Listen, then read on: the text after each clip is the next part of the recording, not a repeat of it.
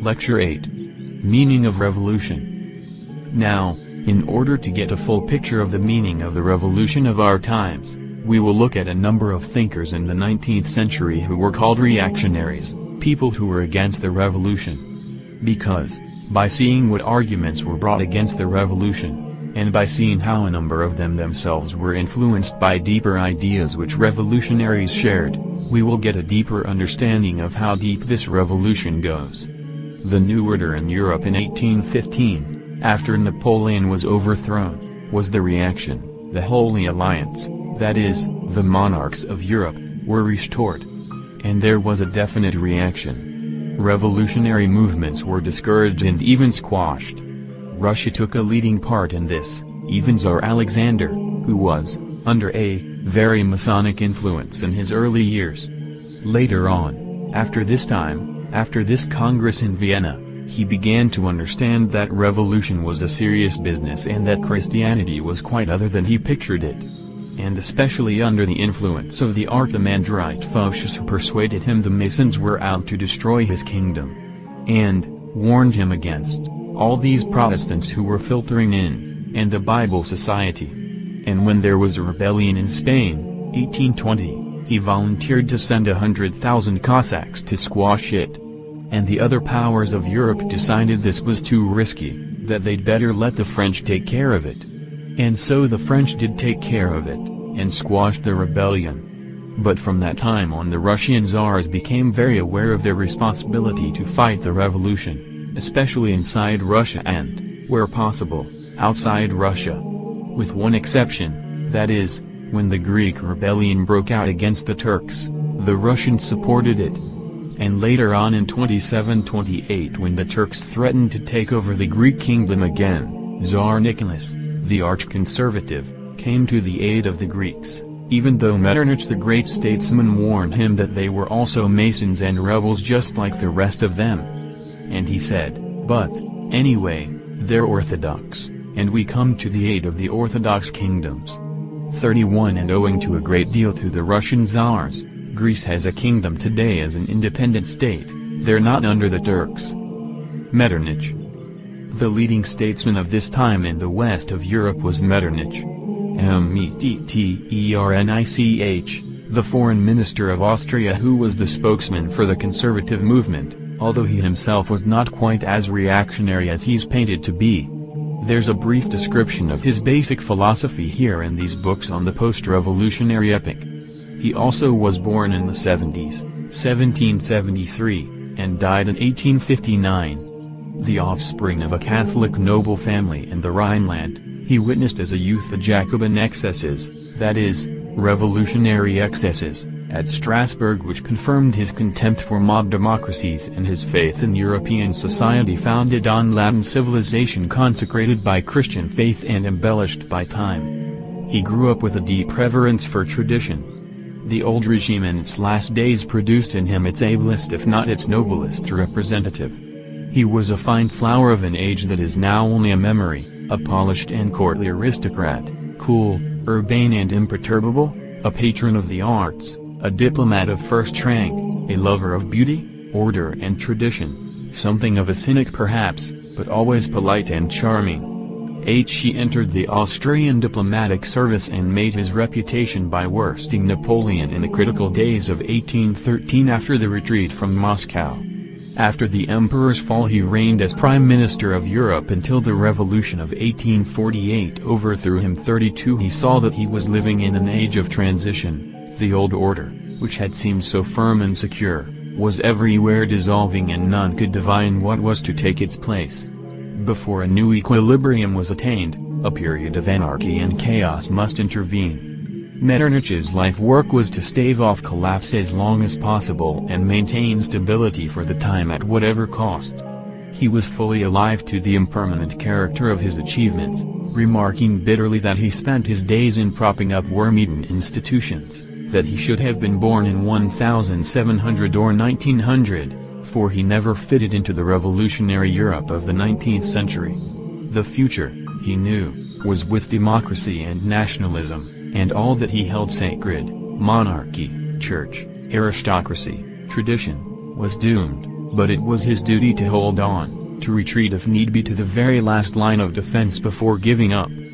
33 So that's the statesman, who wrote his memoirs also, a very conservative man. He was against what he called the presumptuous men. 34 These revolutionaries who were constantly rising up with their egotistic theories that they were going to remake society. He was overthrown in 1848 in the new wave of revolution which swept over the whole of Europe.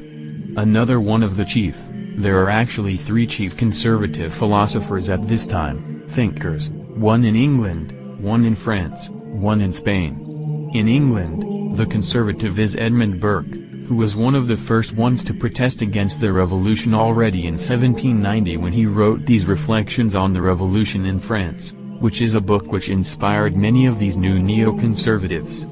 Briefly, some of his views are set forth here in one of his textbooks.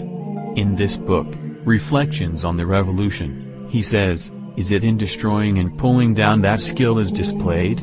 Your mob, that is, revolutionaries, can do this as well at least, as your assemblies. The shallowest understanding, the rudest hand, is more than equal to that task.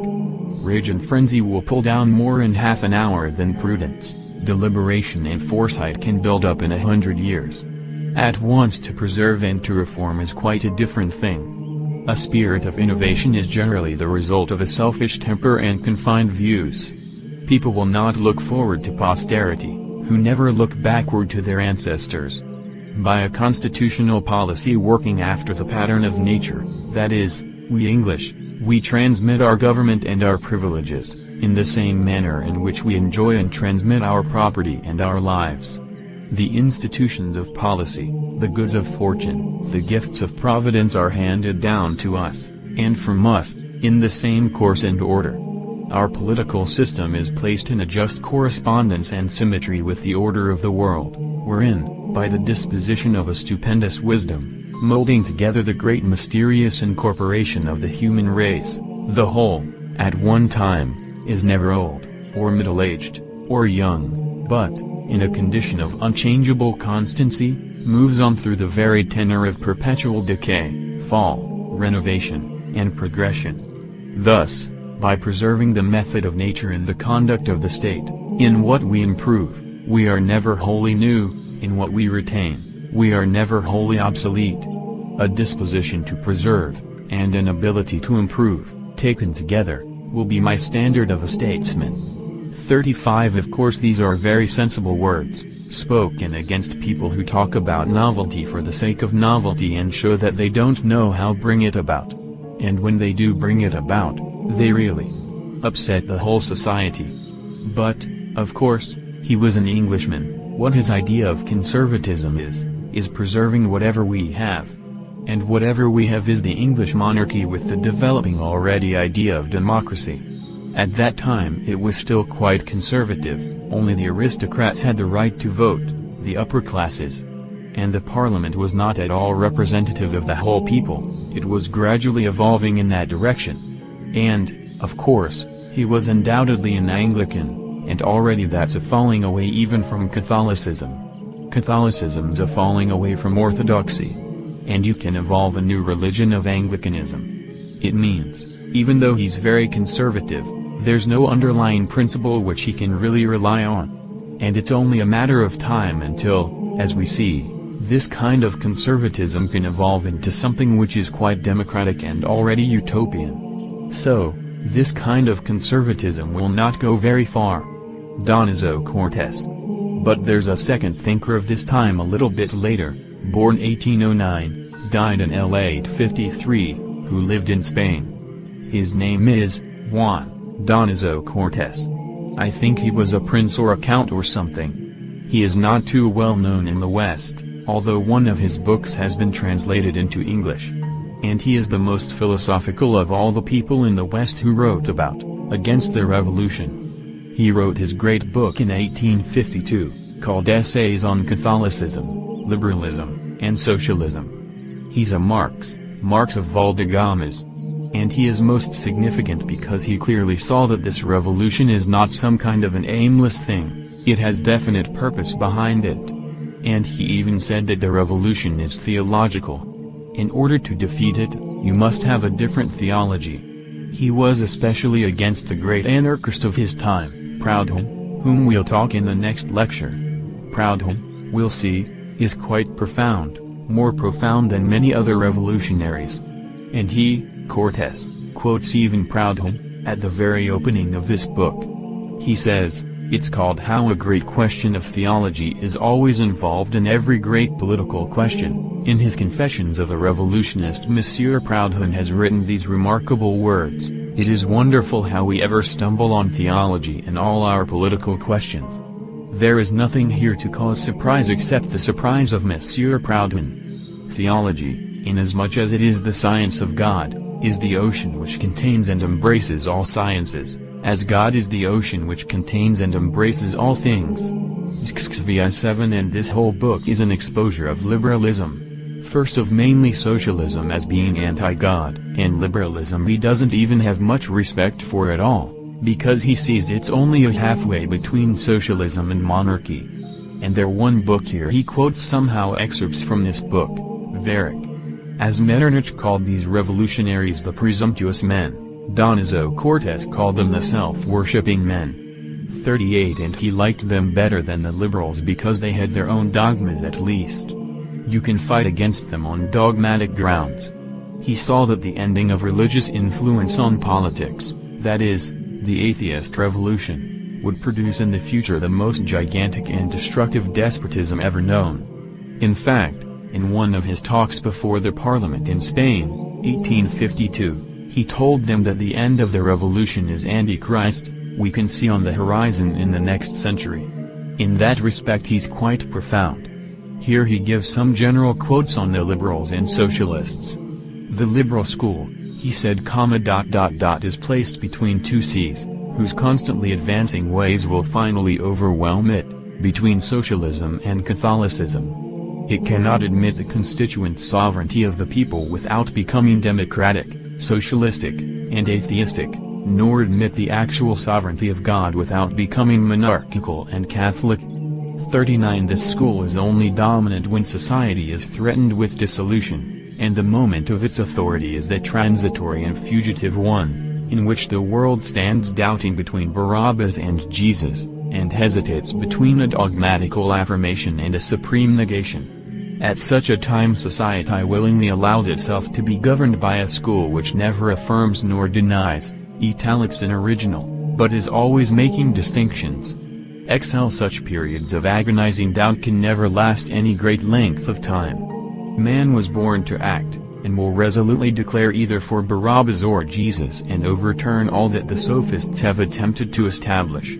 The socialist schools, whom we always think of as Marx, Proudhon, Saint-Simon, Owen, Fourier, and all those thinkers, possess great advantages over the liberal school, precisely because they approach, to state, directly all great problems and questions, and always give a peremptory and decisive solution.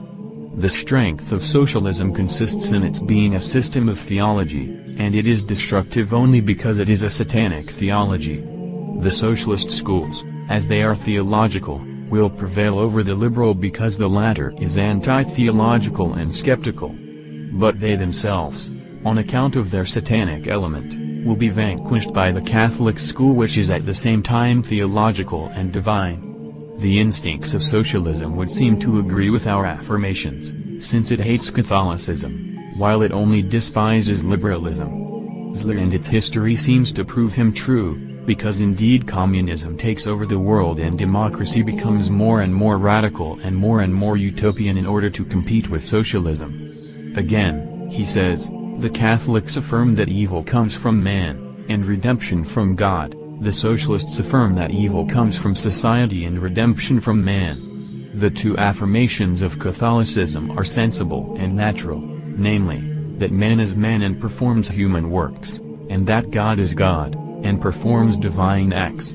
The two affirmations of socialism assert that man understands and executes the designs of God, and that society performs the works proper to man.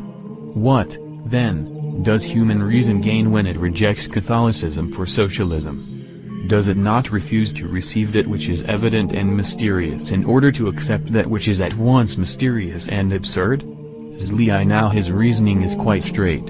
He had a few thoughts on Russia also. He saw that he believed that Russia, he was very afraid of the Russian peril.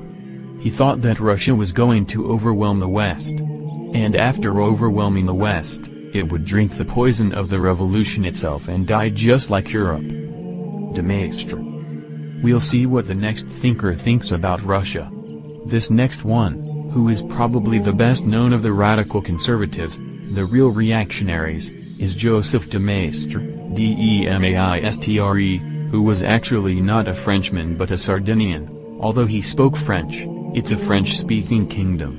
In fact, he was ambassador from Sardinia to St. Petersburg, during the time of Napoleon, and after Napoleon. He was born in 1753, died in 1821. He is the apologist for the divine right of kings, in the 18th century tradition. In fact, he even got somewhat embarrassed because his book on the divine right of kings was published without his knowledge. He wrote it several years earlier and it was published just at the time when the restored Bourbon king, Louis XVIII, accepted the Constitution. And therefore this king thought he was against him. And of course he accepted and compromised finally, but he set forth the principle of divine right. The aim of his philosophy, and of conservative philosophy, according to him, is absolutely to kill the whole spirit of the 18th century. You see, he's quite bold. No compromise with Voltaire, Rousseau, the revolution, nothing. The answer to the revolution, he says, is the Pope and the executioner. Quote Viereck p. 2932. In fact, he has a whole page in one of his books in which he praises the man, the executioner with the axe in his hand, who comes home at night to his wife with a clean conscience because he has done the duty of society. Zlii, he is actually quite, himself, rationalistic. It's just that he starts in a different place. He starts with absolute Catholicism. And he's rather a cold thinker, but very astute, very clear thinking. He can see that these other rationalists, or atheist rationalists, begin without God and therefore they end in absurdity. He wrote one book on God in Society, came out during Napoleon's time. And there's a few excerpts here we'll quote from him. One of the gravest terrors of a century which embraced them all, see how immediately he leaps on the 18th century, was to believe that a political constitution could be written and created a priori, whereas reason and experience agree that a constitution is a divine work and that it is precisely the most fundamental and most essentially constitutional elements in the nation's laws that cannot be written. This quote is very profound because obviously these countries of Europe had an orderly government, their own traditions. An absolute monarch is, of course, not absolute because he is always hedged about, first of all by the church, then by his nobles, then by what the people want, and no absolute monarch was ever just some kind of absolute despot except for the revolutionary despots, who have no kind of tradition to stop them. And, of course, the Constitution is not a piece of paper. It's something which comes out of the experience of a whole nation, based largely on religion. Again he says, everything therefore brings us back to the general rule, man cannot make a constitution, and no legitimate constitution can be written. Emphasis in original, the corpus of fundamental laws that must constitute a civil or religious society have never been written and never will be written. This can only be done when a society is already constituted. Yet it is impossible to spell out or explain in writing certain individual articles, but almost always these declarations are the effect or the cause of very great evils and always cost the people more than they are worth. XLV from that point of view, he's quite wise. These people, who think they're all of a sudden going to put down a whole new government on paper, always end up by creating despotism, having to revise the Constitution, finally abolishing the Constitution, and establishing some kind of new monarch like Napoleon. But we see in this de Maistre, who was the most fanatical anti-revolutionary, we see a very interesting thing. Because he was so very anti-revolutionary and at the same time was very rational, he came to new conclusions which were not in the European philosophy of the past. He saw that revolution was a very strong movement, and you had to have something very strong to oppose it. And therefore, he became the apologist for the Pope. And in fact, he said, without the Pope sovereign pontiff, there is no real Christianity. In fact, he said, the Pope in himself is Christianity, as if the Pope in himself entirely represents Christianity. So his position of being an anti-traditional, being menaced by the revolution, leads him to a new kind of rationalist absolutism, the absolutism of the Pope. In fact, he was one of the chief people whose ideas lead to the doctrine of papal infallibility, proclaimed in 1870, which is something new. The Catholics didn't have it before. They say it developed out of the past. It was only then against the revolution that they had to proclaim something new, that is, the Pope himself is the one outward standard you can see, which will protect you from the revolution. It is quite a long book. I have the French edition of the book on the Pope by de Maistre. He talks about all kinds. The Russian Church also is here. And we'll see what he said about the Russian Church here. But this is one of the leading textbooks of Ultramontanism, so-called, that is, the absolute infallibility of the Pope. But it's something new even in Catholic tradition as an outward, absolutely external and clear standard which you can oppose to revolution, because he saw the tradition is dying off, the Catholic tradition's dying off, and you have to have some kind of absolute monarch to save it. And it's very logical. We'll see later on what Dostoevsky has to say about this. This book of his, On the Pope, was conceived as an answer to another book which was printed at that time 1816 by the Russian minister Sturdza, Sturdza, in which he printed in French, declaring, to the great chagrin of de Maistre, that the Roman Church was schismatic and only the Orthodox Church was the true Church of Christ, and he was so upset by this, because for him Catholicism is the one thing which is against revolution. And these Russians, this barbarous country, dares to say that they are the one church. In fact, he described Russia as a country constantly lying in laziness, which only wakes up, stirs once in a while, in order to throw out some kind of blasphemy against the Pope. He felt that the Western peoples, in fact, he accused the Russians of having missed the whole development of Western civilization. And he does not see that that whole development is what led to the revolution, because he puts it back only to the Renaissance. The Middle Ages is fine, that's the very peak as far as he is concerned. And he says the one big thing missing in Russia is the idea of universalism, which is represented by the Pope. We'll see what Dostoevsky says, a very profound thing, about this very universalism. Tsar Nicholas I. Now we have a different kind of thing, because now we discuss the question of the traditionism, anti-revolutionism in Russia.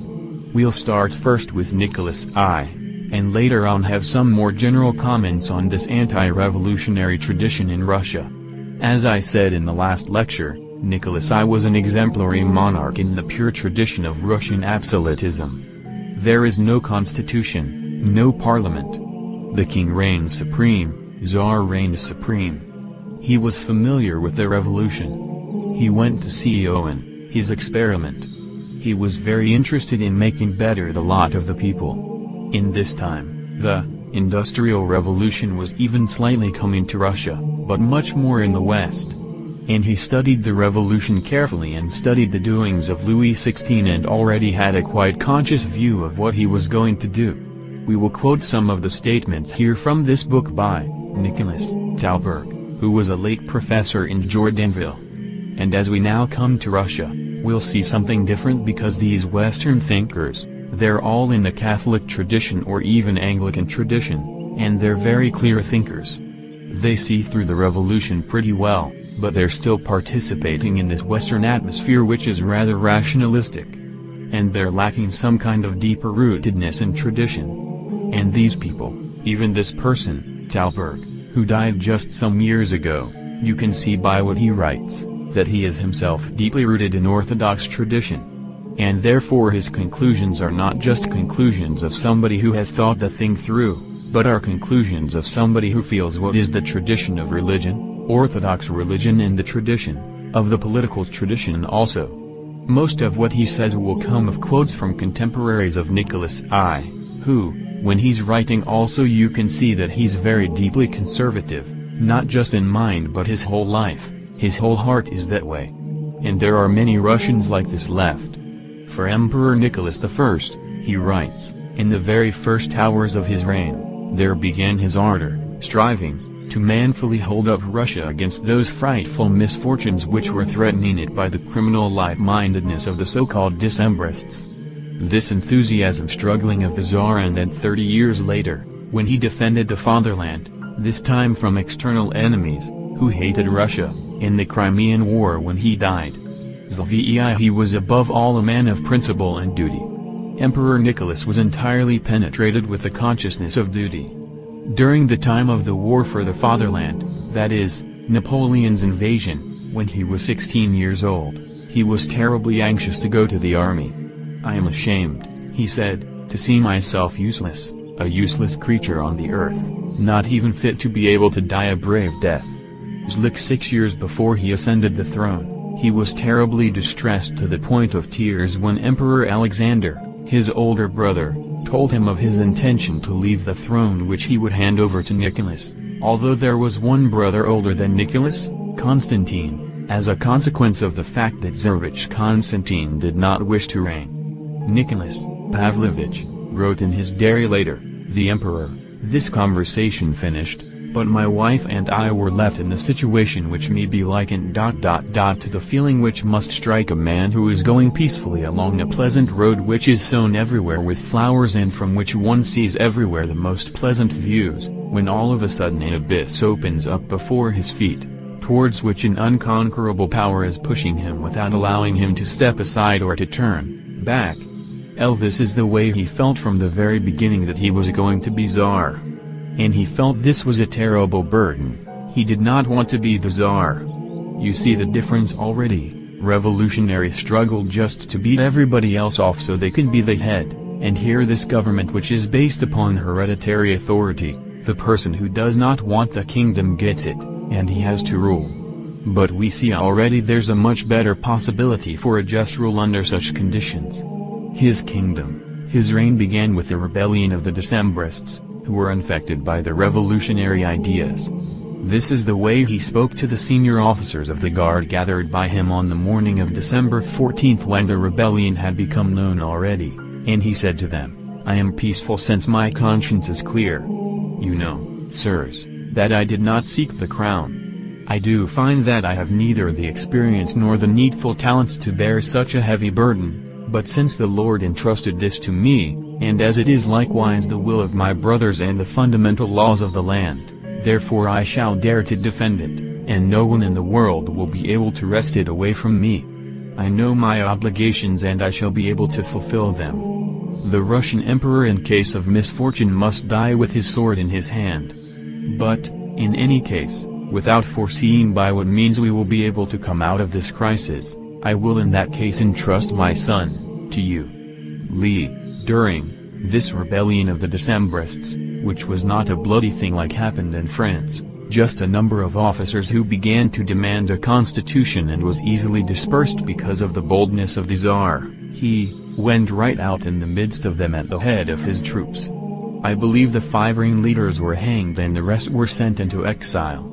And when he was asked about having mercy on them, he said, the law dictates punishment for them, and I will not make use of the right of mercy that belongs to me regarding them. I will be unwavering. I am obliged to give this lesson to Russia and to Europe. Studying history in his youth, he was especially interested in the French Revolution. At that time he said, King Louis XVI did not understand his obligations, and for this he was punished. To be merciful does not mean to be weak. The sovereign does not have the right to forgive the enemies of the government. And in 1825 these enemies were the Decembrists. And so the emperor subjected them to punishment. But at the same time that he kept the strictness, the sovereign revealed also great concern with regard to these rebels, which was bound up ...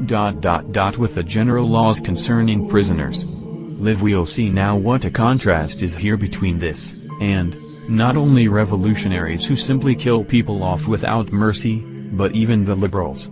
In his own handwriting the emperor gave to the commandant of the Peter Paul Fortress prison the following words: the prisoner Ryleyev should be placed in the Alexeyevsky prison, but his hand should not be bound. He should be given paper for writing, and whatever he will write to me in his own hand is to be given to me every day.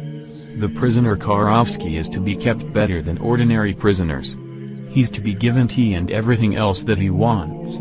I will undertake the keeping of Karovsky on my own income. Since Batenkov is sick and wounded, his condition is to be made as easy as possible. Sergei Moraviev is to be kept under strict arrest according to your judgment. He is wounded and weak. He is to be given everything he needs. There is to be every day a doctor's examination of him and his wounds are to be rebound.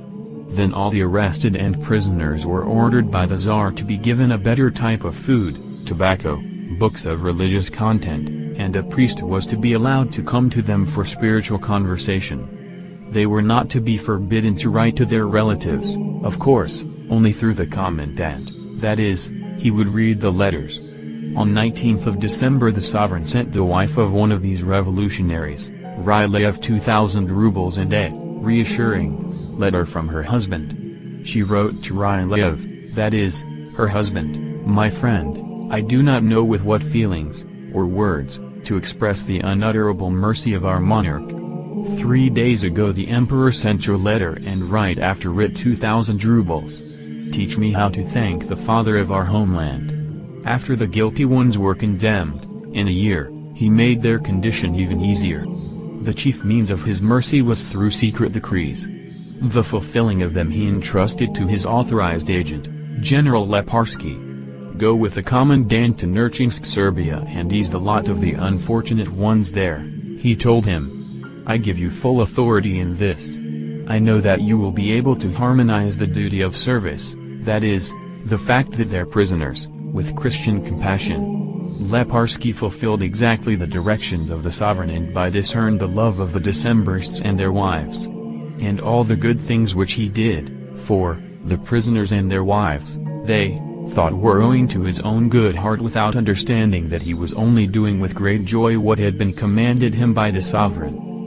We see here a spirit of Christian compassion which is totally foreign to communism, to socialism, to liberalism, and to even these ordinary monarchs in the West. There were a few incidents in the life of Tsar Nicholas which reveal a different attitude to the whole process of governing and the attitude of the king toward his subjects. There was in 1849 during the month of May a parade in which 60,000 troops took part. Many spectators were present. When at the time of the ceremonial march, of course, the Tsar is standing there ready to salute the soldiers, the 2nd Battalion of the Yegersky Legion in which Lvov was the leader, the sovereign with his inimitable voice, which was quite loud, commanded, "Parade stop." The whole regiment stopped dead in their tracks. The sovereign with a sign of his hand stopped the music and called Lvov, the leader, out of the ranks. In the hearing of all, he turned to him and said, "Lvov, by an unfortunate mistake, you have unjustly and completely innocently suffered." Because earlier he had accused him of taking part in this very conspiracy that Dostoevsky was caught in, these people studying the writings of Fourier and talking about the overthrow of the government. And he was mistaken for somebody else by the sovereign. And here and before 60,000 troops and many thousands of spectators, he apologizes. I beg forgiveness of you before the soldiers and the people. For the sake of God, forget all that has happened to you and embrace me. With these words bending down from his horse, the sovereign 3 times kissed Lvov strongly. Having kissed the hand of the emperor, Lvov, who was thus made so happy, returned to his place. At the command of the sovereign the march again began. This moment, says eyewitness, for those who saw it and heard the voice of their sovereign, the feelings that filled their heart at that time cannot be called ecstasy. This was something beyond ecstasy. The blood stopped in one's veins to see the sovereign of all Russia stop and ask forgiveness of simple officer. But we see on another occasion what happened. There was a certain woman whose husband was imprisoned also in a revolutionary affair of some kind. And she stopped him some place where he was looking at various institutions, and he allowed her to come and present a petition to him. and he began to read it. There was here a request to have mercy upon her husband, who had taken an active part in the Polish rebellion which had occurred recently, and for this had been sent to Siberia. And by the way, they were sent to Siberia under very easy conditions. They had their own houses, were well fed and everything else. The sovereign listened heedfully, and the woman sobbed. Having read the petition, the sovereign returned it to the petitioner and sharply declared, "Neither the forgiveness nor even a lightening of the punishment of your husband can I give." And he cried out to the chauffeur to go further. When he returned, the sovereign withdrew into his office. Immediately after his return, there was a need for this one officer Bibikov to go to the Tsar with a report. There was a double door into this office. Having opened the first door and intending to go into the second, Bibikov stepped back in indescribable astonishment. In the small corridor between the two doors, the sovereign was standing and was all shaking from stifled sobs coming out of him. Great tears were coming out of his eyes. "What is wrong with you, Your Majesty?" Bibikov mumbled. "Oh, Bibikov," he said, "if you only knew how difficult, how terrible, it is to be unable to forgive. I cannot forgive now this man, that would be weakness, but after some time make another report to me about him." We see here the combination of absolute strictness, because he knows that weakness leads to overthrow of government. And that's exactly what the revolutionaries are feeding upon, this liberalism which creeps into their governments and allows them to constantly say, "Well, we really believe the same thing as you, almost. We are working for the same end, and we'll forgive you and everything will be fine." And instead he was very strict, at the same time very merciful. And when the conditions were such that this weakness would not cause a temptation to people to say that he's soft on the revolutionaries, and therefore the revolutionaries can develop themselves, then he's extremely kind. And you can see his heart is filled with compassion for them, but his sense of duty would not allow him to do what would be for the harm of the whole people. His attitude towards his whole people is not like in the West, where they let the representatives have an entirely cold relation to the subjects, to the citizens, or even the Western kings who are obviously governing people of all kinds of different beliefs, and there's no kind of particular warmth. In some Western states there still was, in the monarchies perhaps. This is rapidly being lost. But the reign of Nicholas I was something quite like a family, very patriarchal. And from him there was something paternal in his relationship towards his subjects. Being very severe and threatening towards the enemies of the kingdom, he was at the same time merciful and filled with love for his good and faithful subjects. In his addresses to the people and his soldiers, he would often address them as "my children." Once, he was traveling, he wanted to have a special word to say to certain troops. He came to the tents where they were and he commanded, "My troops, my children, come to me," everyone just as he dressed. This order was fulfilled precisely, some in their dress uniforms, some in overcoats, and some just in their underwear. And many of them lined up around the sovereign and the Tsarevich. "And where is Canon Zabuga?" the Tsar asked. This was a non-commissioned officer who had recently distinguished himself. "Here I am, Your Imperial Majesty," resounded over the head of the sovereign the loud voice of Zabuga, who, dressed only in his underwear, had climbed a tree to see the Tsar better. The sovereign ordered him to climb down. And when he almost fell head over heels to the ground and stood up in the front, the emperor kissed him on the head and said, "Give this to all your companions for their brave service." The captain of the general headquarters, Philipson, who was an eyewitness of this, said, "This whole scene, so sincere and unprepared, produced upon the troops a much deeper impression than any kind of eloquent speech would have." Licks, of course, under the old-fashioned system, this was possible, that there's such a humane relationship between the king and his subjects. Of course, the main thing about his spiritual makeup was his Orthodox faith.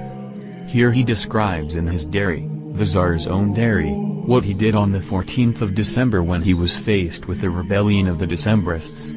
"Being left alone, I asked myself what to do, and, crossing myself, I gave myself over to the hands of God, and decided to go myself wherever the danger threatened greatest."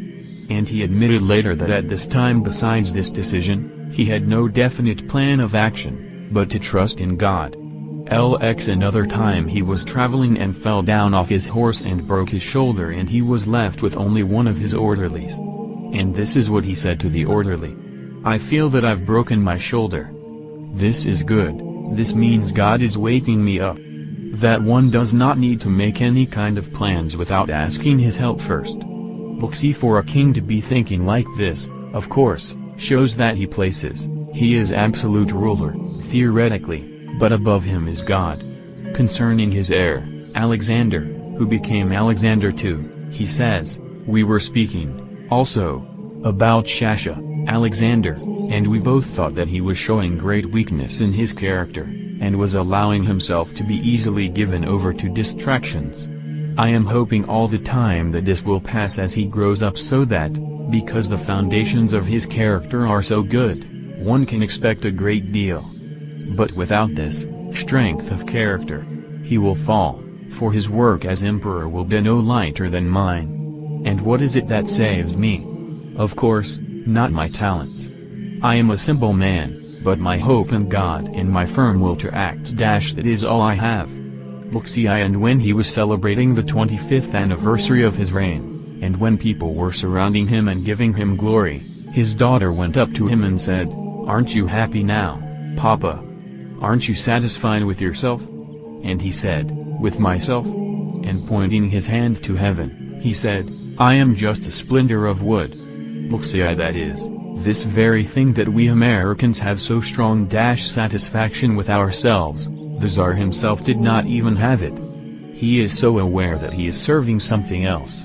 I have here the comments of a certain Spanish writer in the 1850s writing about Tsar Nicholas, a certain Vidal.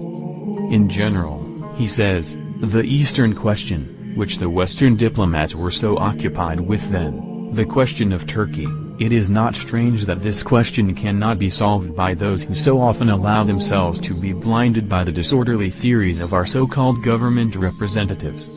But if we look with some heedfulness and dispassion at the character of Russian diplomacy, we will immediately see an enormous contrast which has always been presented, on the one hand, by the ability of the Moscow government, and on the other hand, by the paradoxes of our own government people. Intrigues and money are the agents which, more than anything else, affect our own governments. And we know at that time all the English, French, everybody was so filled with sending agents, and being bought up and everything else, thinking only about their narrow national interests, and breaking treaties as though they're nothing, yet if there is a chance to get away with it. Because we everywhere and always see such complete non-entities, with a few exceptions, in the higher places of administration, at the head of the armies, at the governance of the diplomatic corps, and even in the professorships of our universities. The Russian government does not follow this very poor example. They use in their service all the best people, without paying attention to their political opinions, their origins, and so forth. In a word, the Russian government has always followed in this case, the most liberal politics which our representatives do not know anything about. After having fought against Islam for so many centuries, Christian Europe goes to it for assistance and has taken it under its protection when it was ready to fall apart, and, under the pretext of placing a barrier to despotism, it is sharpening its sword for the defense of another despotism. LXV This refers, of course, to the fact that, considering the Tsar is in this great peril, that they're only trying to expand, the Western powers are constantly supporting Turkey. And, it even happened that, during the Crimean War, the Tsar was kind. He did it only for the sake of the Orthodox peoples of the Balkans and Greece. And he knew that the English and French would take the side of the Turks just to oppose him. And he was counting on I think it was his cousin, the Emperor of Austria and of Germany. And they guaranteed that they would be on his side. But they found that it was diplomatically better to be on the other side because the balance was better that way, and therefore they broke their promises. And he wrote to the Emperor of Austria and he said, "Don't tell me that you two are going to fight under the sign of the Turkish Crescent. It's enough for this barbarian English and French do it, but you, my own cousin, you're supposed to be standing for monarchy." and that hurt him very much when someone had given him a promise, his fellow monarch had given a promise, and would not keep it for the sake of politics. And he always was faithful to his promises.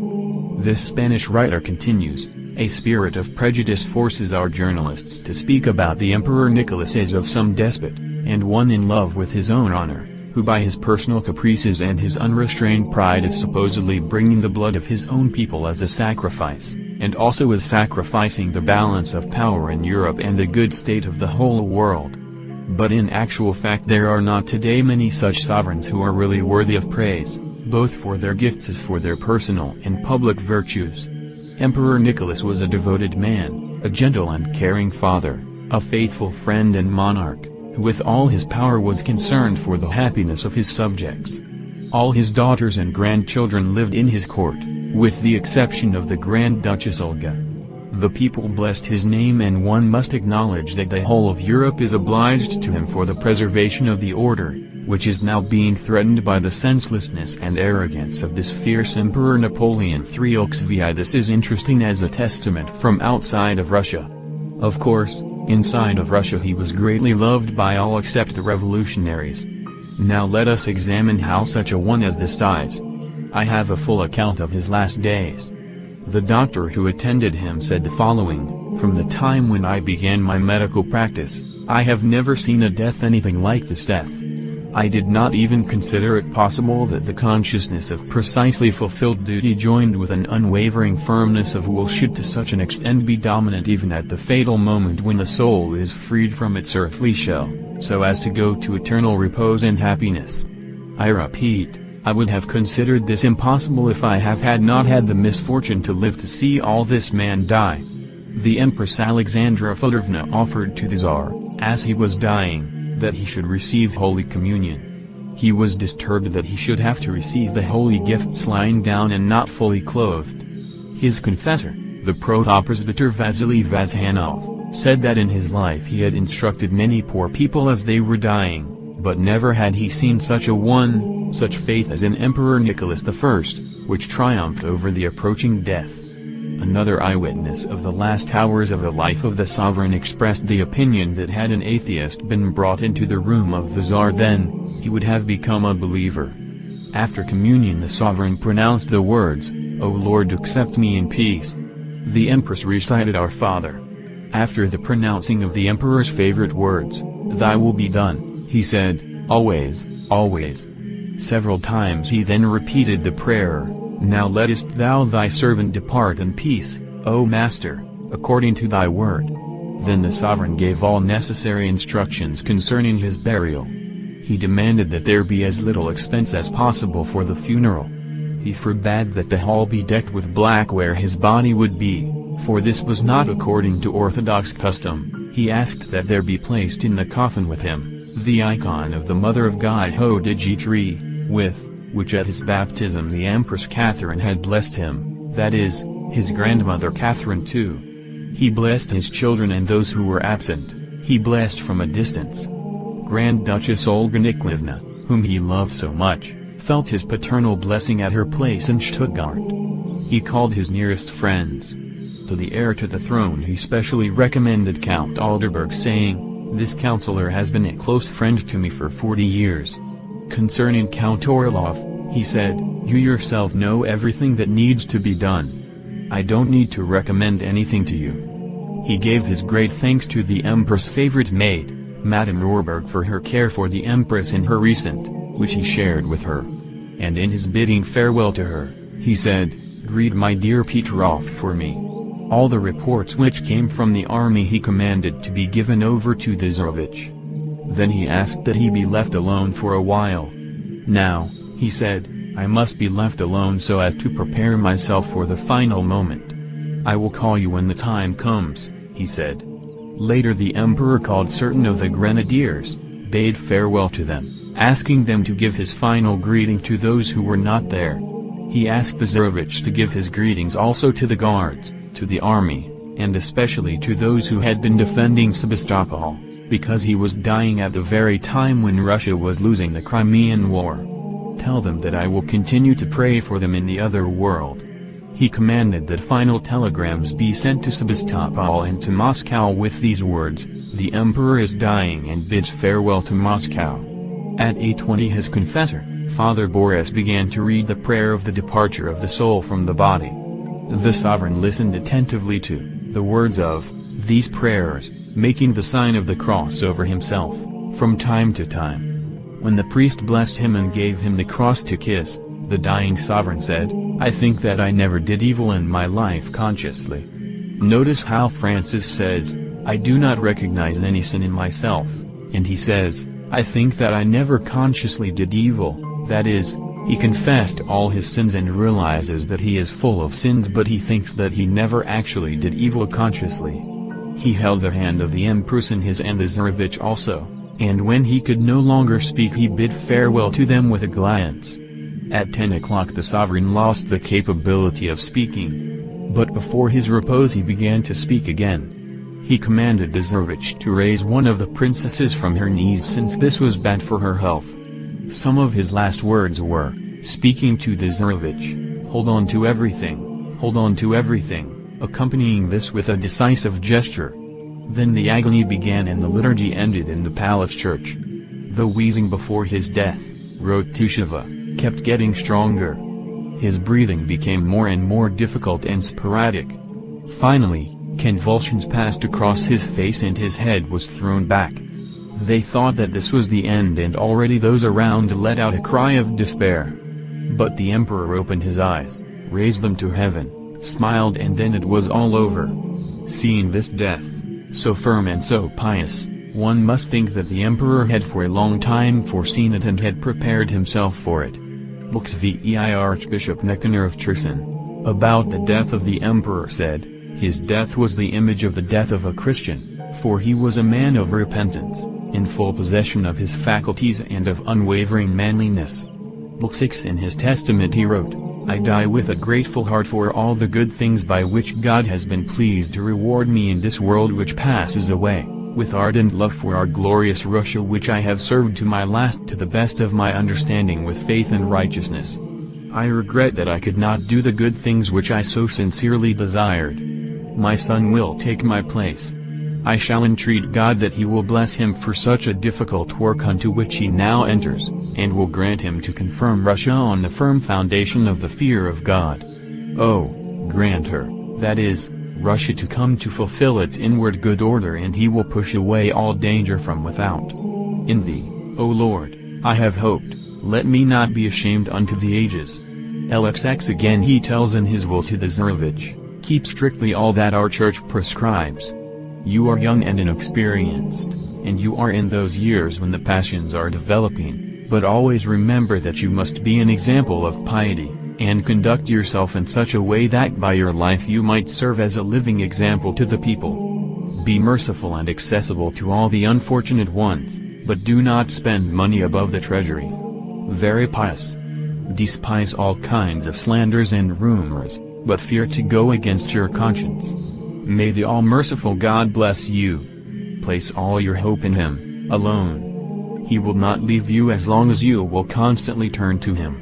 Lux Czar Nicholas. Orthodox Tsar, Anti-Revolution 200. He faithfully comprehended and precisely defined the triune origin of our historical existence, orthodoxy, autocracy and nationality. He strictly and consistently steered it in his personal politics, not only internal, but external as well. He believed in Holy Russia, in her calling in the world. He labored for her benefit and stood untiring on the guard of her honor and dignity. The historian, S.S. Tatashev, in his notes, Russia and Revolution, wrote, "At this opportunity, allow me to make the observation, in what way could it have happened that, among all the sovereigns of Europe, and equally among the political figures that guided her in recent times, only one could be found who, from the very beginning recognized and proclaimed the great delusion of 1830, and who, from that time alone in Europe, and perhaps alone amongst all those around him who constantly refused to yield to it. At that time, 1848, fortunately, there was a sovereign on the Russian throne in whom was embodied the Russian idea, and in the present world situation it was the Russian idea alone that was so distinct from the revolutionary environment, and which could evaluate the facts that manifested themselves in it. Had Nicholas died in 1850 he would not have lived until the disastrous war with France and England which cut short his life and cast a gloomy shadow over his reign. But this shadow exists only for contemporaries. In the light of dispassionate history it vanishes, and Nicholas stands in the ranks of the most celebrated and valiant kings in history. Rus. Arch. 1873 Oxxi. Helped Austria without reward 201. In his Thoughts and Recollections Prince Otto Bismarck says, "In the history of European states one can barely find another example of a monarch of a great power showing a neighboring state favor like that which Emperor Nicholas showed to Austria." Seeing the dangerous situation in which she found herself in 1849 he came to her aid with 150,000 troops, suppressed Hungary, re-established the king's power and recalled his troops, without demanding for this from Austria any kind of concessions, any kind of compensation, and without even touching upon the disputed Eastern or Polish questions. In Hungary and in Olmutz, Emperor Nicholas acted with the conviction that he, as a representative of the monarchist principle, was called by fate to declare war on the revolution, which approached from the West. He was an idealist and remained faithful to himself in all historical moments. Oxxi. Idealist 202. The famous General A. 0. Dirgimel wrote, "The throne had never yet been occupied by a more noble knight, by a more honorable man. He never consented to any trace whatever of the revolution, and even liberalism aroused his suspicion." In his capacity as the autocrat of all Russia, Emperor Nicholas came early to the conviction that there was no other salvation for the empire than a union with conservative principles, and in the course of his 30-year reign he never deviated from his preordained path. Uxxiv. Recognized Louis Phil. 203. Confirmation of what has been said may be found in the sovereign's relationship to the July Revolution of 1830 in France and to the seizure of the throne by King Louis-Philippe of Orleans, in violation of the lawful rights of the grandson of King Karl X. The emperor for a long time did not agree to recognize him despite the arguments of the ambassador in France, Count Pozzo di Barbaro.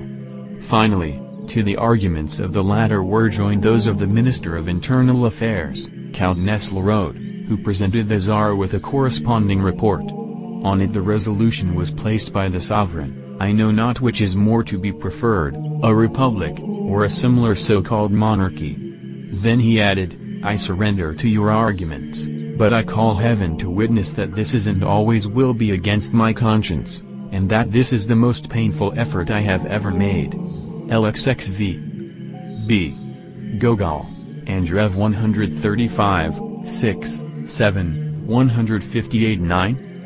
"We are in possession of a treasure which cannot be valued," he thus characterizes the Church, and continues, "This Church which, like a chaste virgin, is the only one that has preserved itself from the time of the Apostles in its innocent original purity, this Church which, complete with its profound dogmas and its most minute external rituals, was as it were brought down from heaven for the Russian people which alone has the power to resolve all the intricacies of our perplexities and questions. And this Church, which was created for life, we, even up to now, have not brought into our life." Lxv Gogol loudly and with conviction declared that the truth is in Orthodoxy and in the Orthodox Russian autocracy, that the historical to be or not to be is resolved by Orthodox Russian culture, and that the immediate fate of the whole world depends on its preservation. The world is at the point of death and we are entering the pre-apocalyptic period of world history. Lxv having been made indignant by the fact that Gogol dared to see the salvation of Russia in religio-mystical, inward activities, in ascetic podvigs and prayer, and that he therefore considered the work of preaching to be higher than all the works, Belinsky, in this connection, wrote in his letter, "Russia sees salvation neither in mysticism, nor in asceticism, nor in pietism, but in the success of civilization, enlightenment, and humanity. She needs neither sermons, she has heard enough of them, nor prayers, she has had enough of their endless repetitions, but the awakening in her people of a sense of human worth.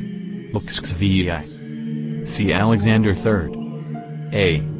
His tutor Pobedonostsev gave him straight Orthodox, anti-revolutionary education, acquainted him with past. In revolution, Richinsky developed parish schools, Dostoevsky, Malenkov and Petrovsky. B. Voices calling him to anti-liberal course, Talberg, p. 229. From a letter of Pobedonostsev to Alexander, March 6, 1881, 5 days after the murder of Tsar Alexander II, I am resolving to write again, because things are terrible, and there is no time to lose.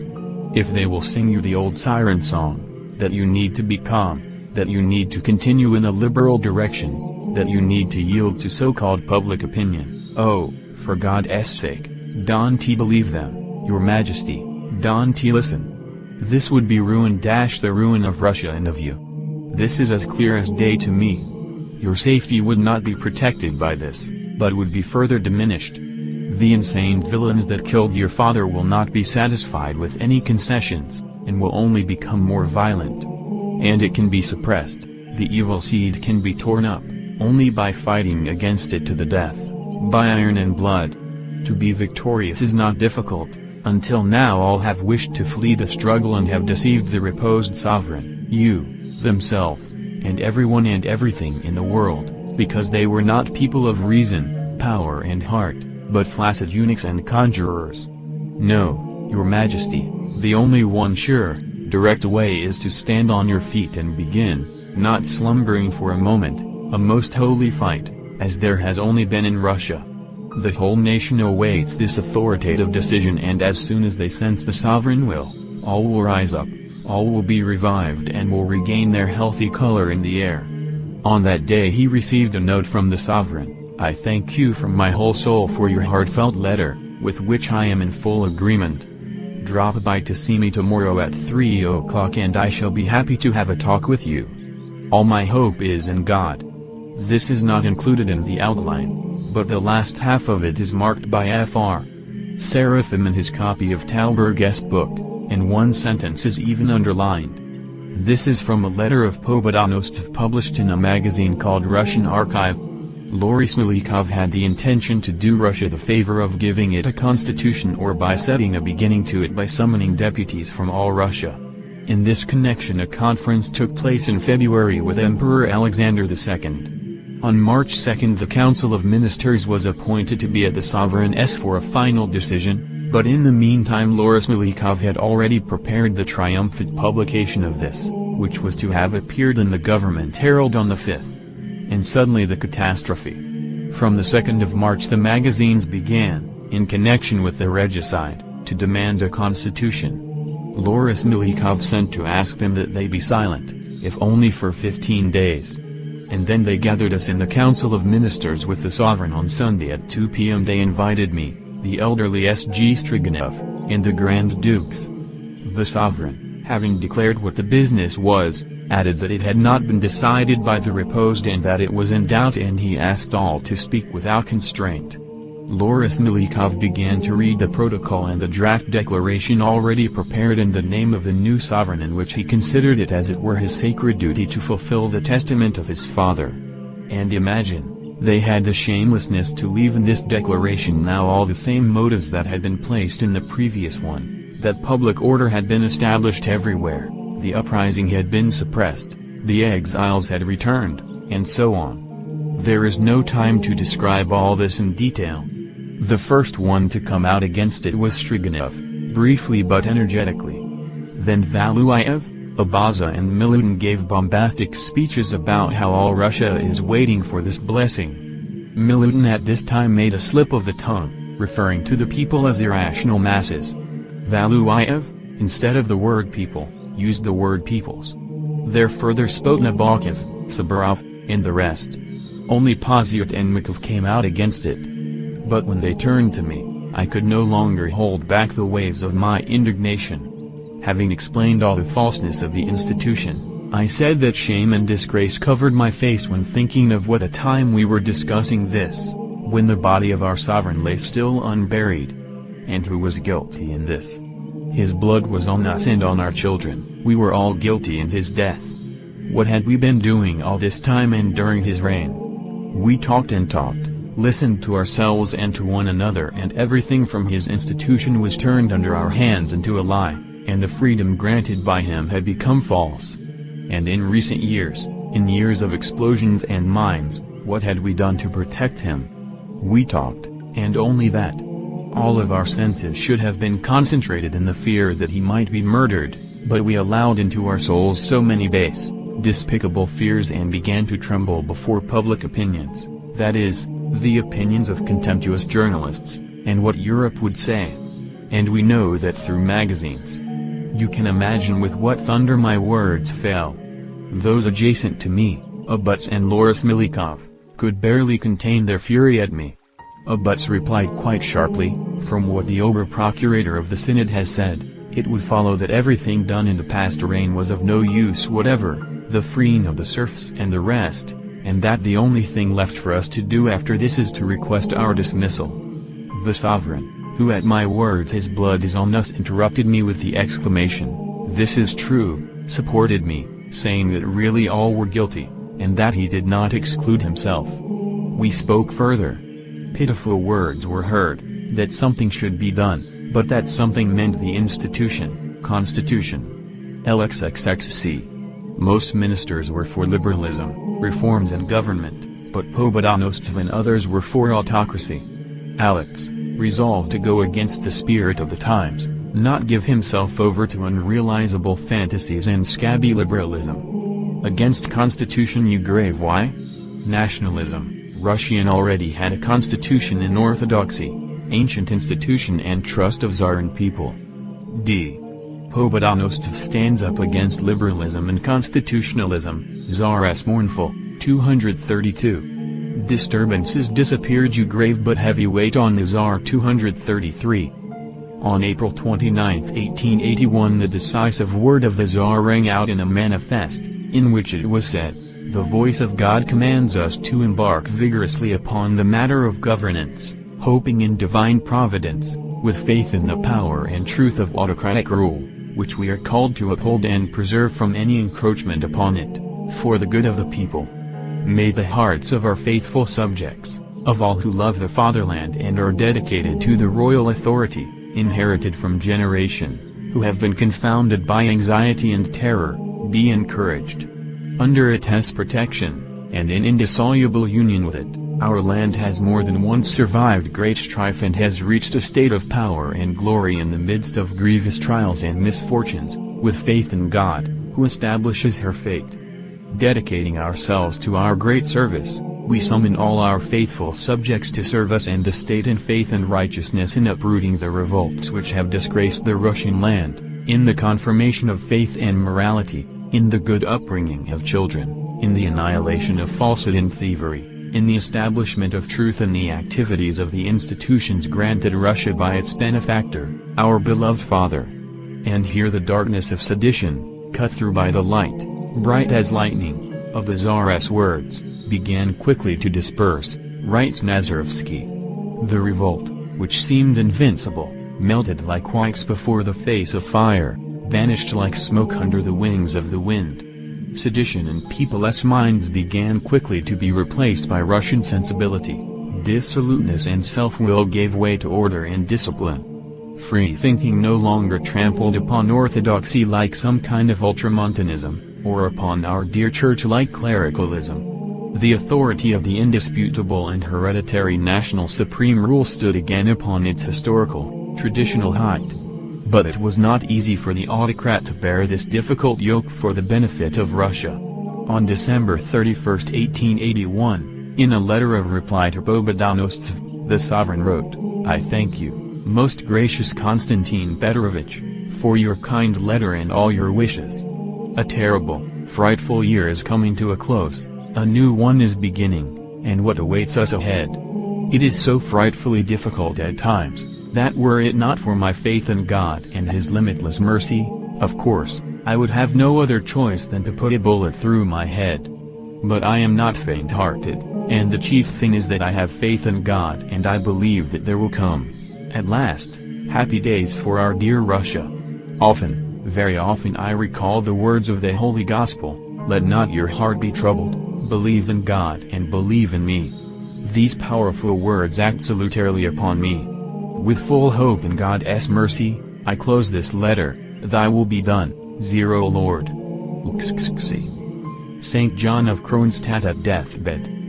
Repose of Tsar Alexander III. A description of his last days is given by Nazarevsky, who was able to receive proper notification. On the 5th of October, a bulletin carefully composed by Zakharin and Professor Leiden, who was recalled from Berlin, concerning the serious illness of the sovereign, made not only all Russia, but even the whole world wince. Everyone, in fear for the life of the emperor, who had gained a powerful influence absolutely everywhere, began to pray for his recovery. It became clear to everyone, and to the sufferer himself, that the end was approaching.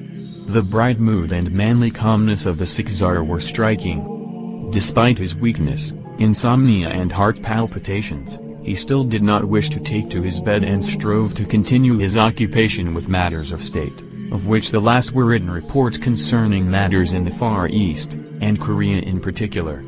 By the 9th of October the invalid told his confessor for certain that he sensed the closeness of death and with great joy heard his suggestion that he receive the holy mysteries. He was only sorry for one thing, that he could not as before, as is usually done during Great Lent, prepare himself for this great sacrament. At his confession, which took place soon thereafter, the sovereign knelt and made full prostrations like a healthy man. But for communion he was now no longer able to raise himself up. He was raised up by the Empress and his confessor. With profound relevance the sovereign communed the body and blood of Christ. On the next morning, on October 10th, the sovereign cheerfully and sincerely met Fr. John of Kronstadt, who had arrived at Livadia, and in the evening, he met the fiancée of his firstborn, Princess Alix of Hesse, who had hastened to the Crimea. When he greeted the respected pastor the sovereign, with the meekness that distinguished him, said, "I myself did not dare to invite you to take such a long journey. But when Grand Duchess Alexandra Iosifovna suggested that I invite you to Livadia, I happily agreed to it, and I thank you for coming. I implore you to pray for me, I am quite unwell." As Fr. John related, then he went into the other room and asked me to pray together with him. He knelt, and I began to recite the prayers. His Majesty was praying with deep feeling, his head was bowed and he was immersed within himself. When I had finished, he arose and asked me to pray in the future. In the evening, to meet his son's bride, he gave order to be given his dress coat and put it on and, despite the swelling in his feet, went to meet her. He expressed his paternal feelings to her, accepting her as a dear daughter, close to his heart. The excitement of that day evidently had a good effect on him, and he began to feel better. This continued until October 18th. This kindled the hope in those around him that the sovereign would recover. On a memorable day, October 17th, Fr. John of Kronstadt gave the sovereign the holy mysteries for the second time. After the liturgy he went into the sick man with the holy chalice in his hands. The Tsar firmly, clearly, and with deep feeling repeated the words of the priest, "I believe, 0 Lord, and I confess that thou art truly the Christ," and he reverently received communion from the chalice. Tears of contrition fell upon his breast. He again felt an upsurge of energy, and the sovereign was just about to set about his business again and even to work at night. But he became worse and an inflammatory process of the lungs came to light, along with expectoration of blood. The dying man manfully struggled with his infirmity and displayed the power of his will. On the 18th the courier was sent to Petersburg for the last time with resolved business. On the following day once again he endeavored to work on several reports and wrote for the last time, in Livadia. Read. But this was already his last day of service to Russia. The great toiler of the Russian land became severely weakened and now awaited his approaching passage to the other world. The sovereign spent the night without sleep, earnestly waiting for the dawn and, arising from his bed, sat in an armchair. The day came, dismal and cold. A strong wind came up, the sea groaned with violent choppiness. At 7 o'clock the sovereign sent for the Tsarevich and spoke privately with him for about an hour. After this he summoned the empress, who found him in tears. He told her, "I sense my end." The empress said, "For God's sake, don't say that, you'll be well." "No," the sovereign firmly replied, "this has dragged on too long. I feel that death is close. Be at peace." "I am absolutely at peace." At 10 o'clock his relatives gathered around the dying man and he, fully conscious, tried to say an amiable word to each one. Recalling that the 20th was the birthday of Grand Duchess Elizabeth Fedorovna, the sovereign wanted to congratulate her. Conversing with his close ones, he did not forget about his soul and asked that his confessor be summoned to say prayers and desired again to commune the holy mysteries. Having communed the sovereign, the confessor wished to withdraw so as to leave the dying man among his family, but the sovereign detained him and thanked him sincerely. The pastor, leaning towards the sovereign, thanked him on behalf of the Holy Church, for the fact that he was always her unwavering son and faithful defender, on behalf of the Russian people, for whom he sacrificed all his strength, and, finally, he expressed a firm hope that in the heavenly dwelling places there would be prepared for him an imperishable kingdom of glory and blessedness with all the saints. At 11 o'clock the condition of the sick man became especially difficult, shortness of breath increased, the activity of his heart declined, and he asked that Fr. John of Kronstadt be summoned who, having come, anointed the body of the sovereign with oil from the lampada and, in accordance with his request, placed his hands upon his head. Fearing that the respected pastor was becoming tired, the dying man asked him to rest, and when the latter asked him whether he was tiring him by holding his hands on his head, he heard, "On the contrary, it's very easy for me when you hold them there." And he added, touchingly, "The Russian people love you." With his weakening voice the sovereign began to express his farewell affection, first to the empress, then to the children. They stood near him and the empress held his hand. At 2 o'clock his pulse increased. The last minutes had come. The royal sufferer, held up by the shoulders by the Tsarevich, leaned his head upon the empress' shoulder, closed his eyes and quietly reposed. It was 2:15 in the afternoon. So ended his life this good sufferer for the Russian land, as an ancient Rus they called his holy heavenly protector, the right-believing Alexander Nevsky. The ever-memorable Fr. John thus described these sorrowful days. On October 17th, by the wish of the reposed in God sovereign emperor he was given communion of the holy mysteries by me.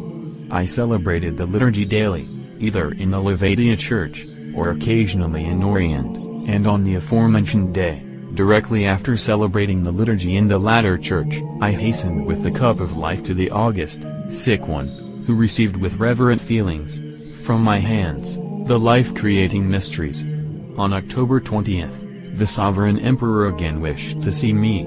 I hastened to appear immediately after celebrating the liturgy and remained in the imperial presence right up to the blessed repose of the sovereign.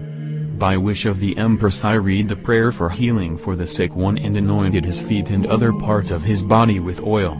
This oil from the lampada of a revered miracle-working icon, by wish of zealous people, was provided by one of the priests of Yalta, Fr. Alexander, for the anointing of the august, sick one, which was done. Receiving with sincere faith this reverent zeal, the sovereign emperor expressed the wish that I lay my hands on his head, and when I held them there, His Majesty said to me, "The people love you." "Yes," said I, "Your Majesty, your people love me." Then he deigned to say, "Yes, because they know who you are and what you are." His exact words. After this, the august, sick one, felt a strong attack of shortness of breath, and oxygen was continually pumped into his mouth. He was in great pain. On the left of the august, sick one, was the empress, before him stood his two eldest sons and the bride of the Tsarevich, on the right were Grand Duke Michael Alexandrovich and Olga Alexandrovna, and I stood by the headrest of the armchair. "Is it not painful for your Imperial Majesty that I am holding my hands on your head?" "No," the sovereign deigned to answer, "it's easier for me when you hold your hands over me." This was because I had appeared immediately after serving liturgy, and in the palms of my hands held the most pure body of the Lord and had been a partaker of the holy mysteries. Kronstadt, November 8, 1894. Archpriest John Sergei Vlksksii. D. Bobudanest Vlksksii. Notes from Fr. SS Revolution Chapter of Anarchism Manuscript. Only, however, in the supremely reactionary, autocratic Russian Empire did the political order itself retain, for all its weakening in the period of westernization, some sense of its old, absolute foundation, and even in Russia it was only, perhaps, a very few statesmen like Pobedonostsov who were seriously concerned to preserve this foundation. Also in his notes for the Empire, Old Order Chapter, Fr. S. lists a quote by Pobedonostsov: Russia has been strong thanks to autocracy, thanks to the unlimited mutual trust between the people and its czars, one Russian tradition unique grave not influenced by revolution or liberalism, Virak 84-5. 2 quotes 123. Lksksiv, 3 watched over new literature and philosophy and art, admired Tsar against Solny, Dolent, blasphemous paintings of opera during Lent grave against what is revolting and propagandistic. Dostoevsky. 1. Radical youth grave caught in Fourierist group, condemned, Siberia, then became Tsarist. Having himself been deeply infected by revolutionary disease, he saw deeper than anyone its meaning and end. Taken from Fr. Seraphim's Russian literature taped lecture, Dostoevsky lived, well he died 1881 or 2, and his life was, in his youth he was at the very time when Gogol was being converted, in the 1840s, Dostoevsky was taking part in discussion groups. There was one group called Petrochevsky Group, which was discussing the socialist ideas of Fourier. But this group was not serious as they were not trying to overthrow the government. Whenever they talked about things like that, it was on a very naive level. They had no organization, no thought at all about overthrowing the government or taking over. They just had idealistic notions about how wonderful it would be if everybody was peaceful and harmonious. It were a perfect government and nobody oppressed anybody else, and Fourier seemed to point to that. Fourier was just a crazy man who lived in the West, crazy, that is, according to, but he was in the spirit of the times. And later on he bequeathed this to people like Marx who made this whole idea much more serious, made it so-called scientific. But Fourier was dreaming about paradise with lemonade fountains and all kinds of images like that. But this spirit of egalitarianism and socialism sort of was in the air, that was the way the Western ideas were largely coming in from Europe. And Dostoevsky was discussing these and dreaming about the bright future, already writing novels. And then he was caught. That is, this group was found out by the Tsar's police. They broke in and arrested him together with other people from his group. And he was then sentenced to death. They thought it was a serious thing. They were going to execute them and cut off the revolution at the root. But the Tsar had in mind Tsar Nicholas I, who had a very patronizing attitude towards his subjects, that is, he had a very personal interest in the fate of each subject. And he did this, he allowed this death sentence to be given, intending to, not to carry it through, so that his people would, when they found themselves in front of the executioners and then the sentence was postponed or abrogated, come to their senses and repent. And in the case of Dostoevsky, it had just that effect. The other ones, I don't know how they ended up. But he went through, of course, his whole life comes to an end, he's still a young man in his 30s, even late 20s, and he sees the rifles drawn in front of him, his life comes to its end. What has he done? He hasn't thought much about religion up till then. And then all of a sudden they say the Tsar has pardoned you. You will have 8 years in Siberia instead. So he went to Siberia, and he's written in some of his books his experiences in Siberia. He lived 8 years in Siberia, he lived a very hard life. They slept on hard boards, many people in the room. The food was poor, although Solzhenitsyn makes a point of comparing accounts like the ones Dostoevsky describes with accounts of communist prisons. And what sounds to us like a terrible time, after he describes communist prisons, then he describes Tsarist prisons. It's obvious that the Tsarist prisons were quite luxurious compared to the communist prisons. Of course, Dostoevsky, being a lower class, did not have a comfortable exile that many of the upper-class people did, who just lived like free citizens in exile.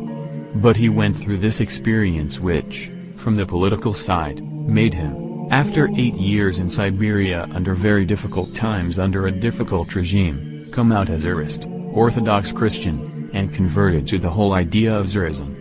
It means that there was something deep happening in him, and he reformed his whole ideas about life, about Christianity, about where he was going, about the meaning of life.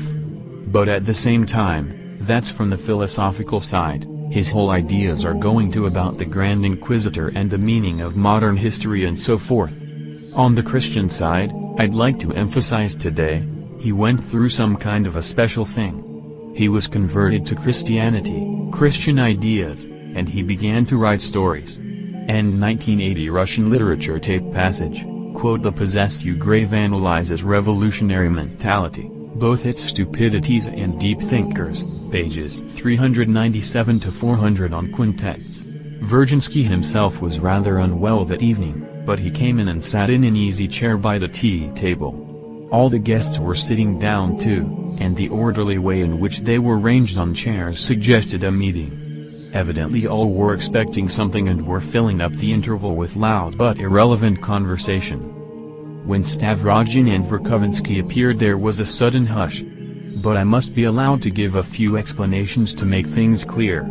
I believe that all these people had come together in the agreeable expectation of hearing something particularly interesting, and had notice of it beforehand. They were the flower of the reddest radicalism of our ancient town, and had been carefully picked out by Virginsky for this meeting. I may remark, too, that some of them, though not very many, had never visited him before. Of course most of the guests had no clear idea why they had been summoned. It was true that at that time all took Pyotr Stepanovich for a fully authorized emissary from abroad. This idea had somehow taken root among them at once and naturally flattered them. And yet among the citizens assembled ostensibly to keep a name day, there were some who had been approached with definite proposals. Pyotr Verkovensky had succeeded in getting together a quintet amongst us like the one he had already formed in Moscow and, as appeared later, in our province among the officers. It was said that he had another ex-province.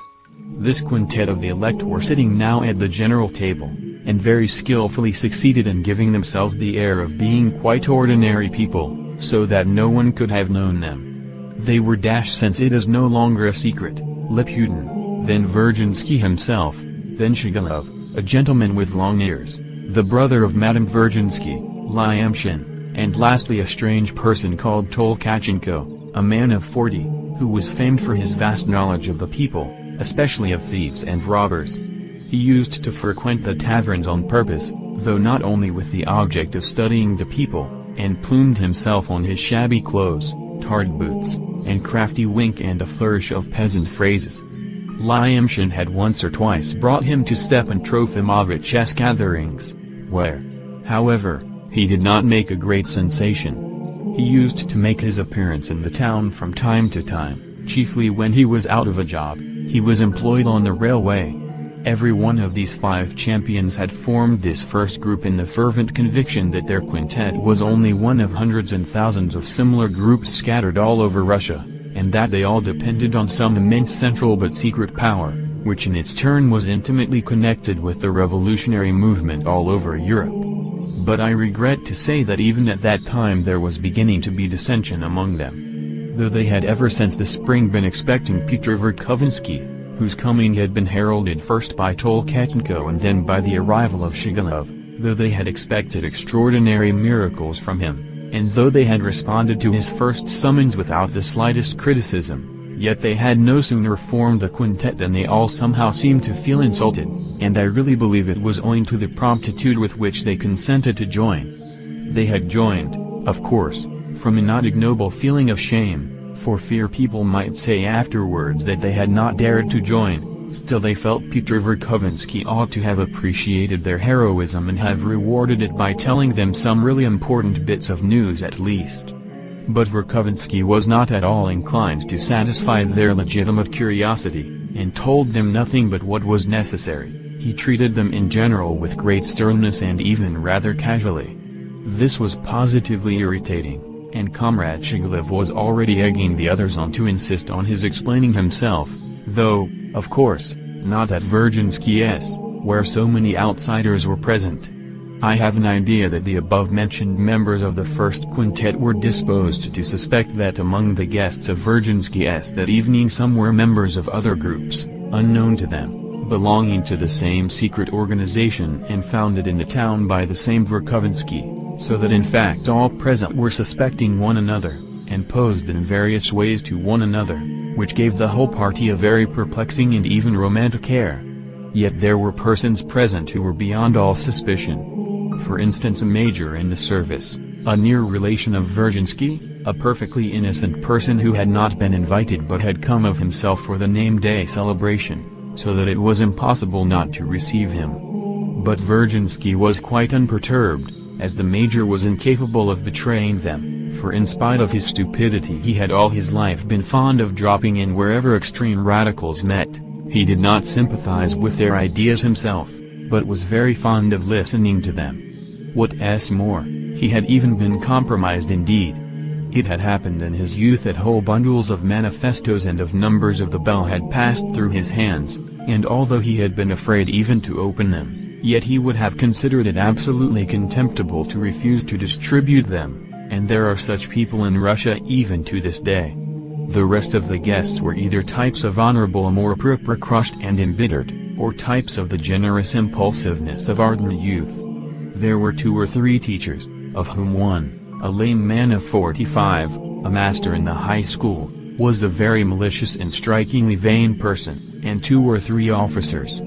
Of the latter, one very young artillery officer who had only just come from a military training school, a silent lad who had not yet made friends with anyone, turned up now at Virginsky's with a pencil in his hand, and scarcely taking any part in the conversation, continually made notes in his notebook. Everybody saw this, but everyone pretended not to. There was, too, an idle divinity student who had helped Lyamshin putting decent photographs into the Gospel Woman's pack. He was a solid youth with a free and easy though mistrustful manner, with an unchangeably satirical smile, together with a calm air of triumphant faith in his own perfection. There was also present, I don't know why, the mayoress' son, that unpleasant and prematurely exhausted youth to whom I have referred already in telling the story of the lieutenant's little wife. He was silent the whole evening. Finally there was a very enthusiastic and tousle-headed schoolboy of 18, who sat with the gloomy air of a young man whose dignity has been wounded, evidently distressed by his 18 years. This infant was already the head of an independent group of conspirators which had been formed in the highest class of the gymnasium, as it came out afterwards to the surprise of everyone. I haven't mentioned Shetov. He was there at the farthest corner of the table, his chair pushed back a little out of the row.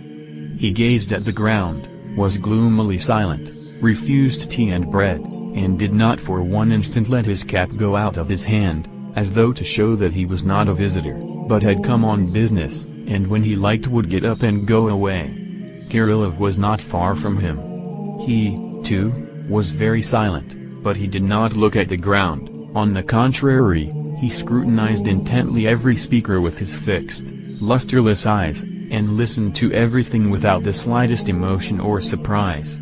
Some of the visitors who had never seen him before stole thoughtful glances at him. I can't say whether Madame Virginsky knew anything about the existence of the quintet. I imagine she knew everything, and from her husband.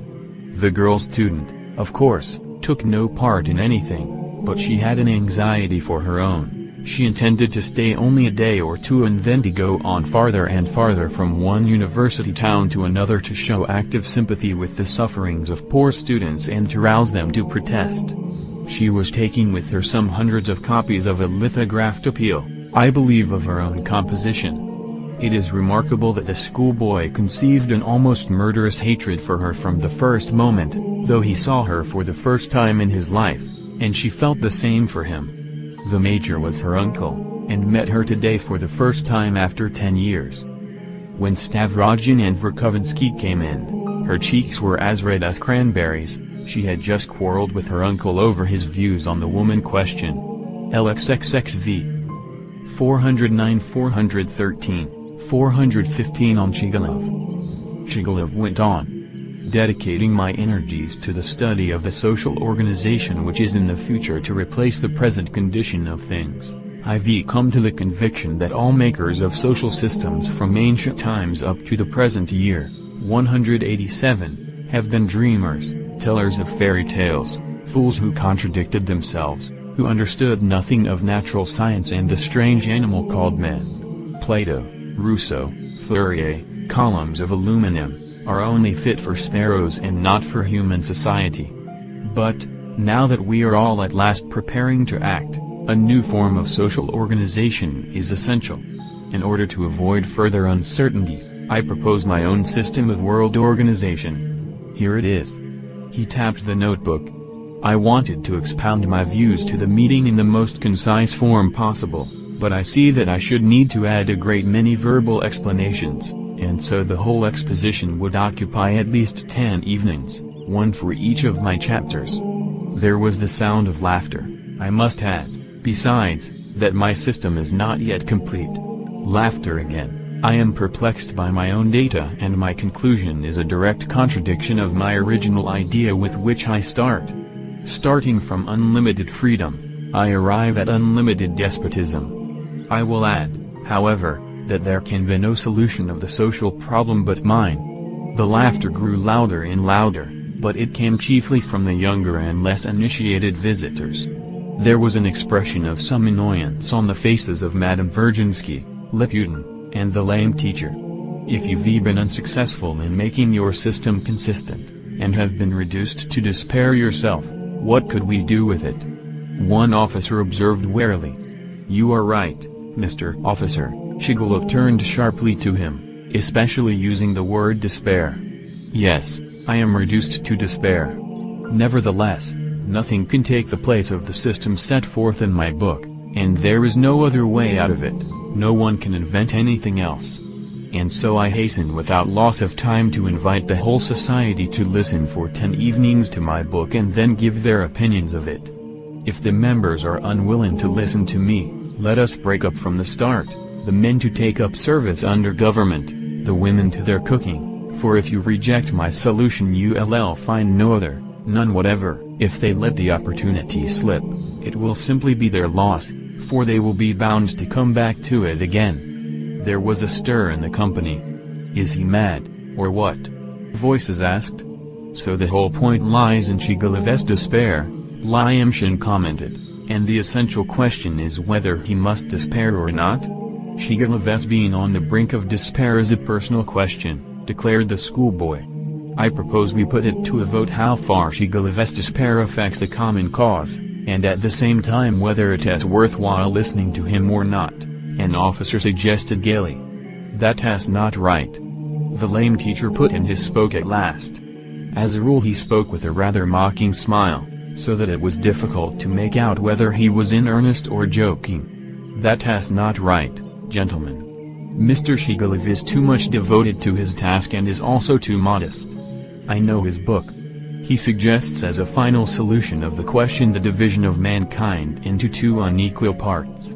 1/10 enjoys absolute liberty and unbounded power over the other 9/10.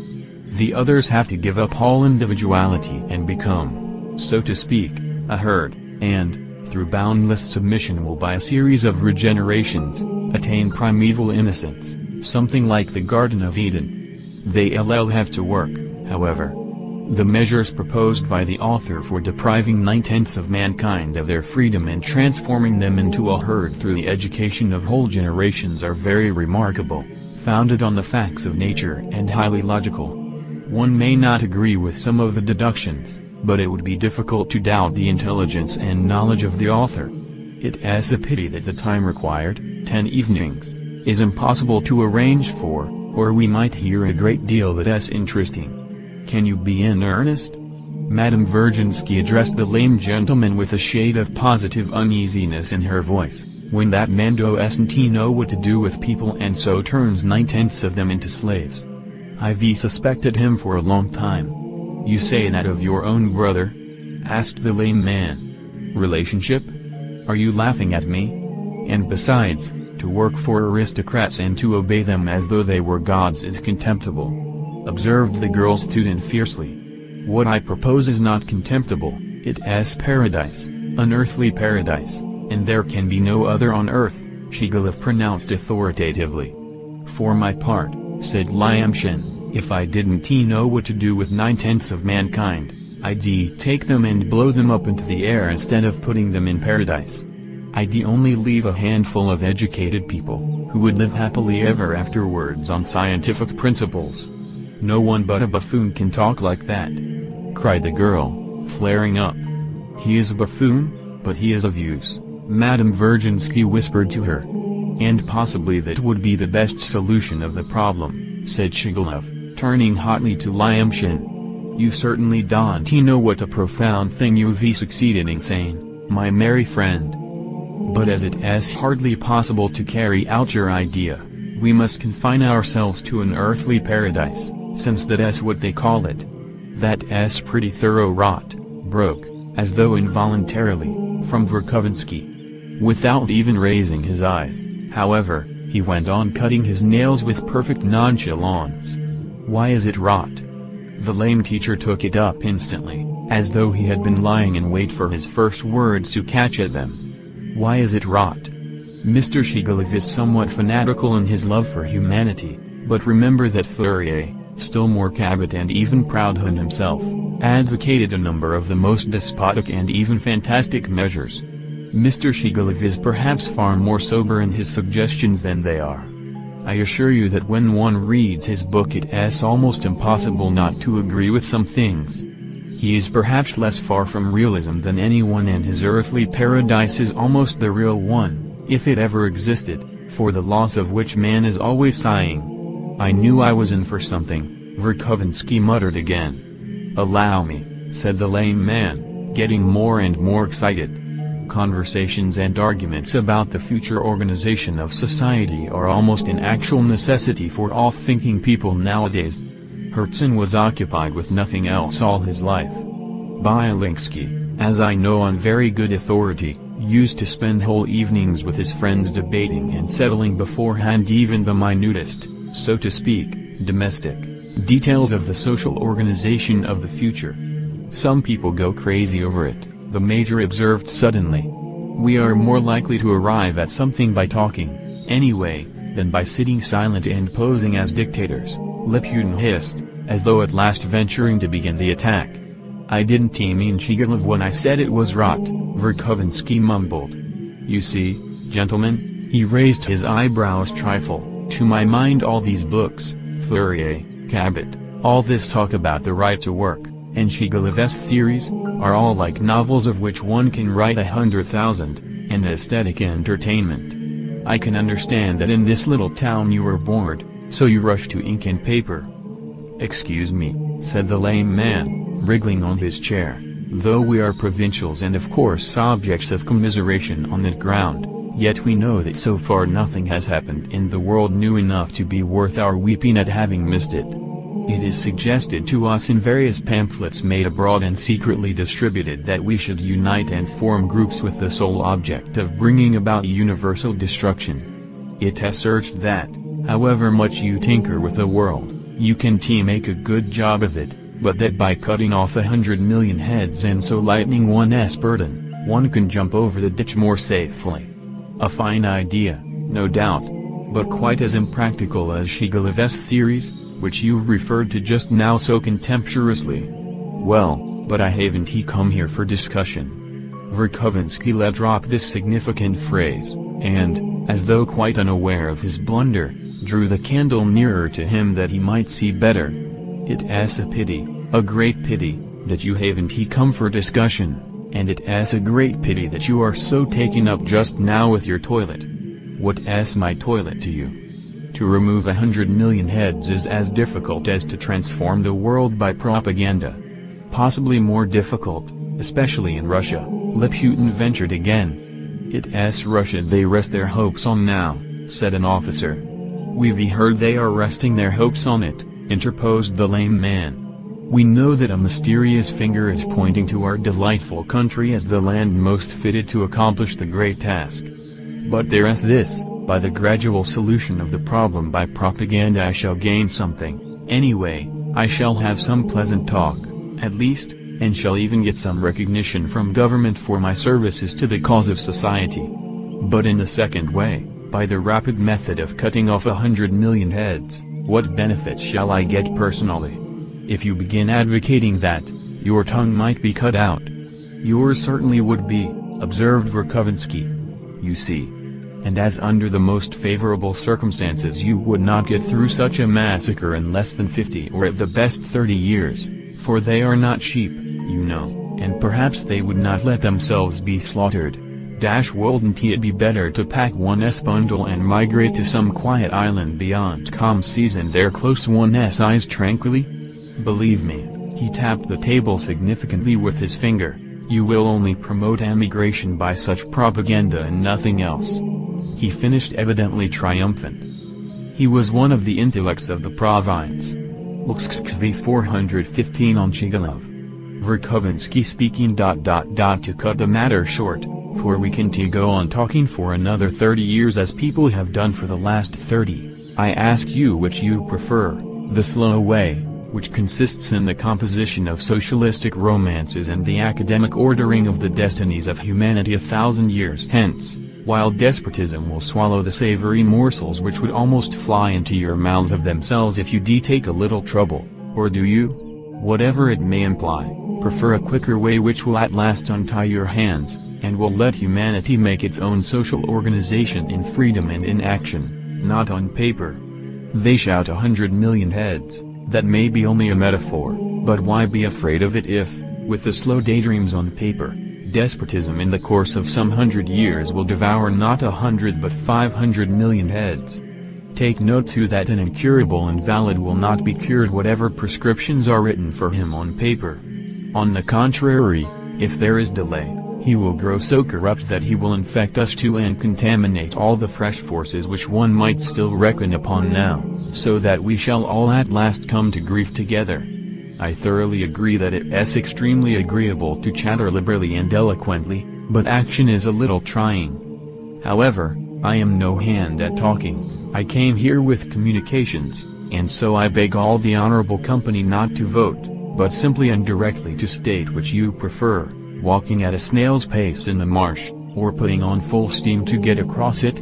I am certainly for crossing at full steam, cried the schoolboy in an ecstasy. So am I, Lyamshin chimed in. There can be no doubt about the choice, muttered an officer, followed by another, then by someone else. What struck them almost was that Verkovensky had come with communications and had himself just promised to speak. Gentlemen, I see that almost all decide for the policy of the manifestos, he said, looking round at the company. All, cried the majority of voices. Lxxvi, Shigilov is a man of genius. Do you know he is a genius like Fourier, but bolder than Fourier, stronger. I'll look after him. He's discovered a quality. He is in a fever, he is raving, something very queer has happened to him, thought Stavrogin, looking at him once more. Both walked on without stopping. He's written a good thing in that manuscript, Verkovensky went on. He suggests a system of spying. Every member of the society spies on the others. And it's his duty to inform against them. Everyone belongs to all and all to everyone. All are slaves and equal in their slavery. In extreme cases he advocates slander and murder, but the great thing about it is equality. To begin with, the level of education, science, and talents is lowered. A high level of education and science is only possible for great intellects, and they are not wanted. The great intellects have always seized the power and been despots. Great intellects cannot help being despots, and they've always done more harm than good. They will be banished or put to death. Cicero will have his tongue cut out, Copernicus will have his eyes put out eyes, Shakespeare will be stoned. That's Shigalovism. Slaves are bound to be equal. There has never been either freedom or equality without despotism, but in the herd there is bound to be equality, and that is Shigalovism. Ha ha ha. Do you think it strange? I am for Shigalovism. Listen, Stavrogian. To level the mountains is a fine idea, not an absurd one. I am all for Shigalov. Down with culture. We've had enough science.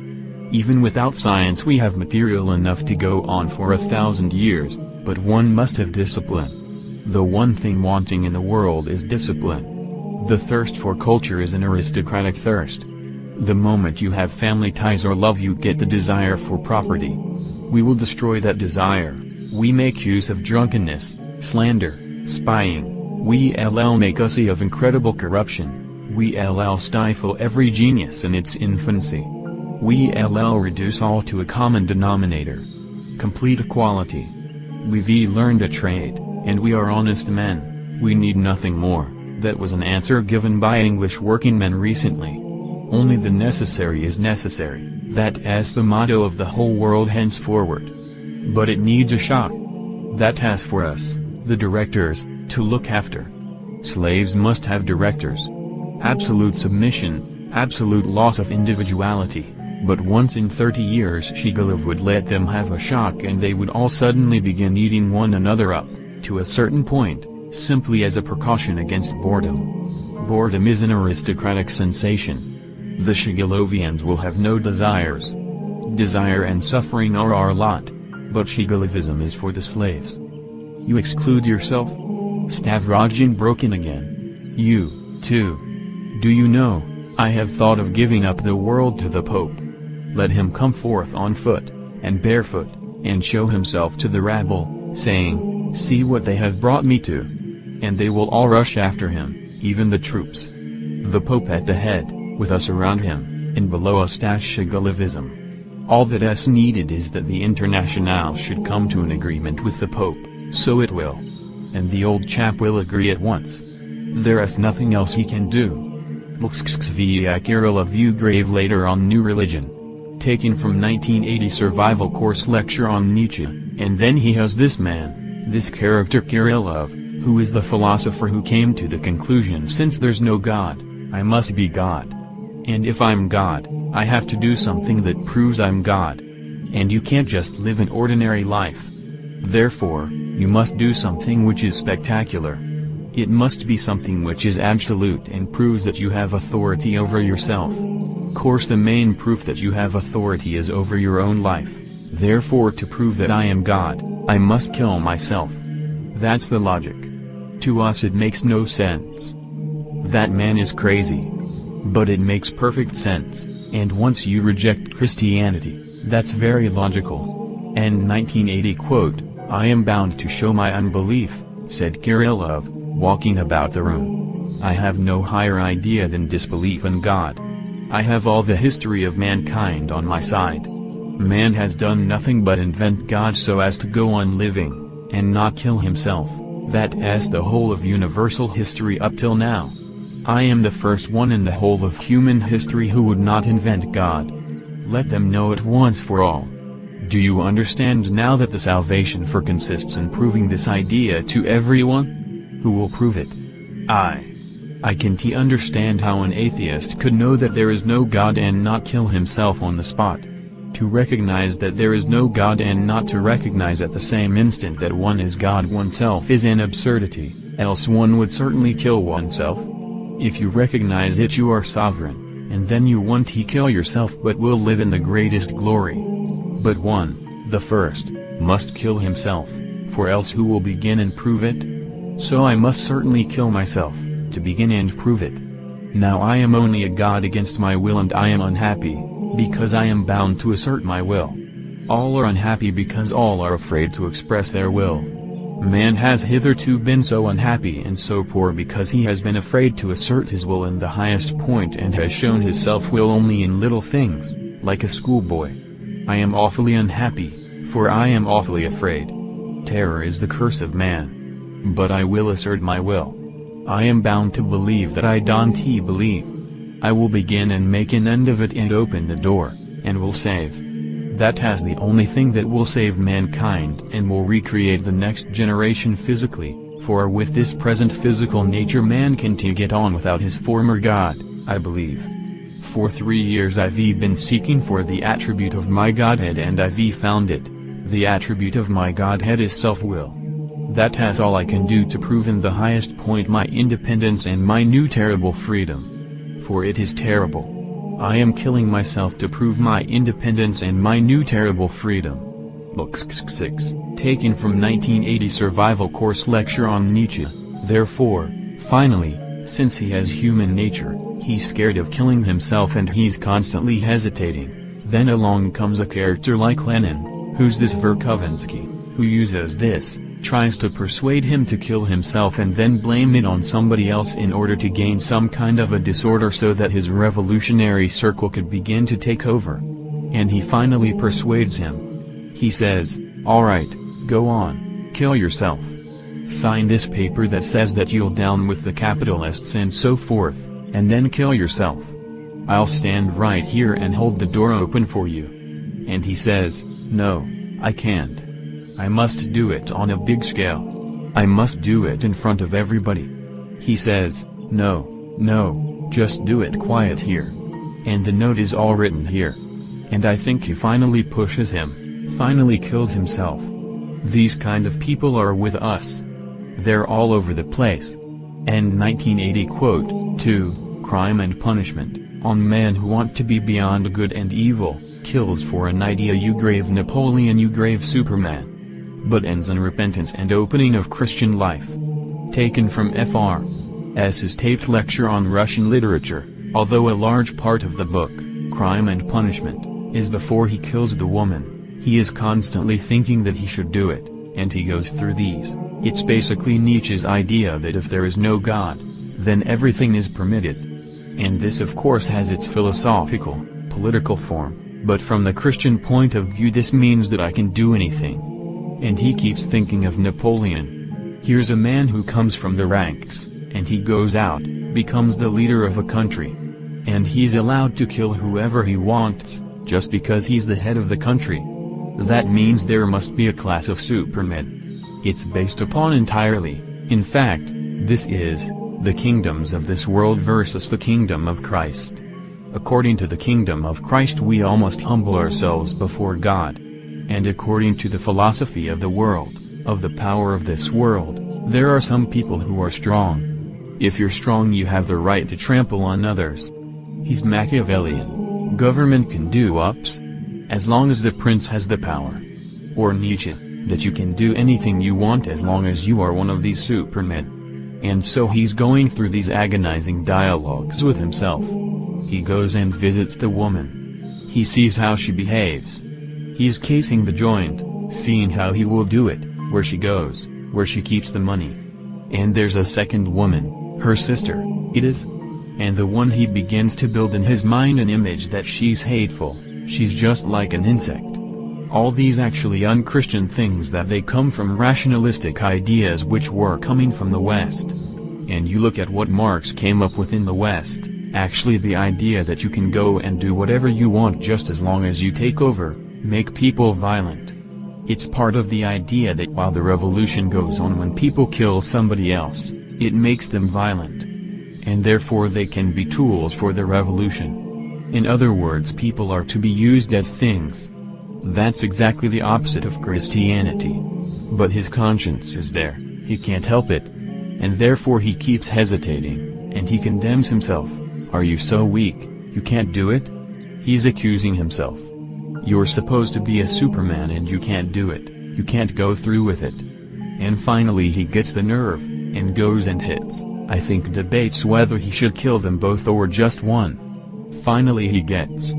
The other woman, comes in or something at the last minute.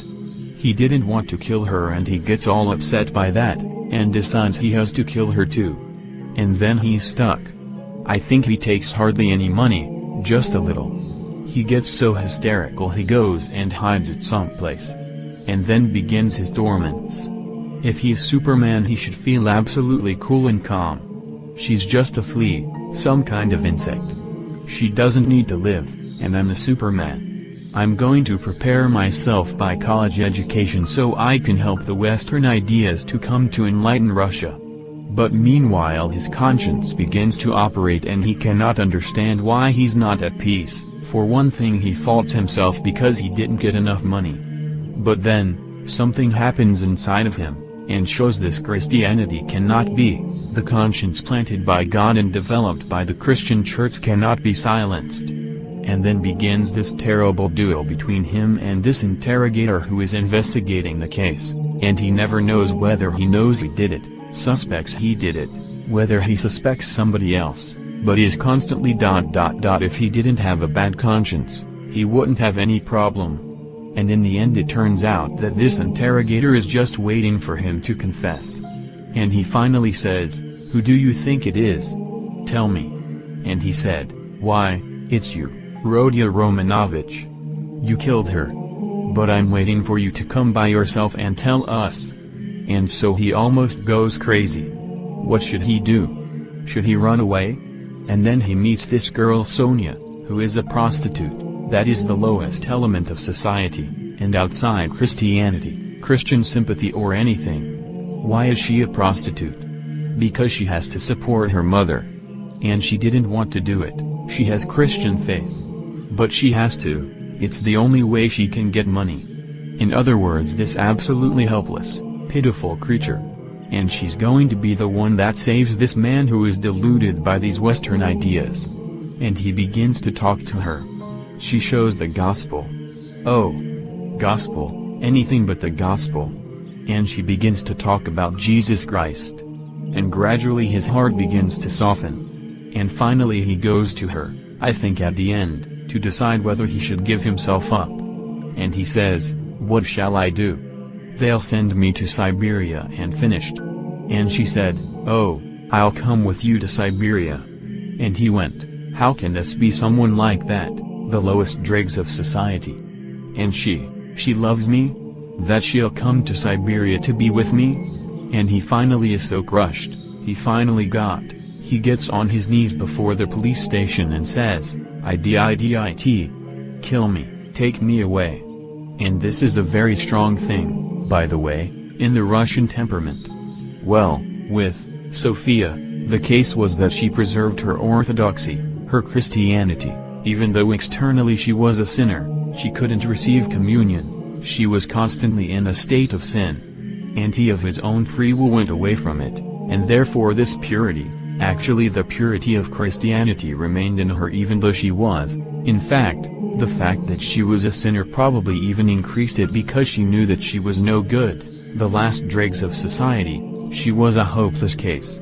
And yet she retained Jesus Christ, and therefore she could preach the gospel to the sophisticated, although he wasn't too sophisticated, just a student, but still he had these high ideas, and eventually melt his heart and convert him. And then it says they went to Siberia, and he begins I think to describe a little of it, and then he says the rest of the story is a different story. He doesn't tell you what happened in Siberia. Because he went to Siberia and came back a converted man himself. That's probably the most perfect as a work of art of Dostoevsky. It's all complete in one volume, he doesn't just sort of go over his head. End Russian Literature Lecture Passage 3, Grand Inquisitor, taken from the 1980 Survival Course Lecture on Nietzsche. The Brothers Karamazov presents the same cold, calculating Western mentality. Ivan who did it, suspects he did it, whether he suspects somebody else, but is constantly ... If he didn't have a bad conscience, he wouldn't have any problem. And in the end it turns out that this interrogator is just waiting for him to confess. And he finally says, "Who do you think it is? Tell me." And he said, "Why, it's you, Rodia Romanovich. You killed her. But I'm waiting for you to come by yourself and tell us." And so he almost goes crazy. What should he do? Should he run away? And then he meets this girl Sonia, who is a prostitute, that is the lowest element of society, and outside Christianity, Christian sympathy or anything. Why is she a prostitute? Because she has to support her mother. And she didn't want to do it, she has Christian faith. But she has to, it's the only way she can get money. In other words, this absolutely helpless, pitiful creature. And she's going to be the one that saves this man who is deluded by these Western ideas. And he begins to talk to her. She shows the gospel. Oh, gospel, anything but the gospel. And she begins to talk about Jesus Christ. And gradually his heart begins to soften. And finally he goes to her, I think at the end, to decide whether he should give himself up. And he says, what shall I do? They'll send me to Siberia and finished.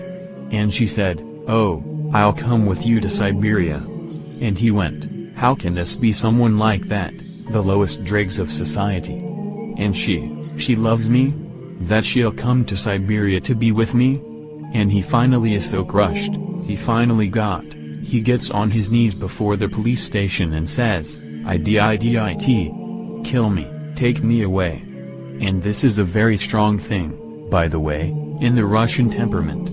Well, with Sophia, the case was that she preserved her orthodoxy, her Christianity, even though externally she was a sinner, she couldn't receive communion, she was constantly in a state of sin. And he of his own free will went away from it, and therefore this purity, actually the purity of Christianity remained in her even though she was, in fact, the fact that she was a sinner probably even increased it because she knew that she was no good, the last dregs of society, she was a hopeless case. And yet she retained Jesus Christ, and therefore she could preach the gospel to the sophisticated, although he wasn't too sophisticated, just a student, but still he had these high ideas, and eventually melt his heart and convert him. And then it says they went to Siberia, and he begins I think to describe a little of it. And then he says the rest of the story is a different story. He doesn't tell you what happened in Siberia. Because he went to Siberia and came back a converted man himself. That's probably the most perfect as a work of art of Dostoevsky. It's all complete in one volume, he doesn't just sort of go over his head. End Russian Literature Lecture Passage 3, Grand Inquisitor, taken from the 1980 Survival Course Lecture on Nietzsche. The brothers Karamazov presents the same cold, calculating Western mentality. Ivan suffer, because he is another and not I. And what is more, a man is rarely ready to admit another's suffering, as though it were a distinction. Why won't he admit it, do you think? Because I smell unpleasant, because I have a stupid face, because I once trod on his foot.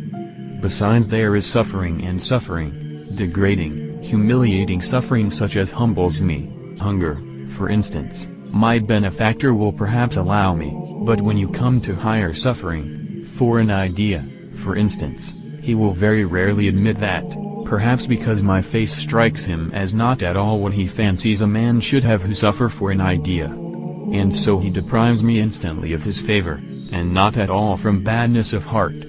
Beggars, especially genteel beggars, ought never to show themselves, but to ask for charity through the newspapers. One can love one's neighbor in the abstract, or even at a distance, in the ballet, where if beggars come in, they wear silken rags and tattered lace and beg for alms dancing gracefully, then one might like looking at them. But even then we should not love them. But enough of that. I simply wanted to show you my point of view. I meant to speak of the suffering of mankind generally, but we had better confine ourselves to the sufferings of the children. That reduces the scope of my argument to a tenth of what it would be. Still we'd better keep to the children, though it does weaken my case. But, in the first place, children can be loved even at close quarters, even when they are dirty, even when they are ugly, I fancy, though, children never are ugly.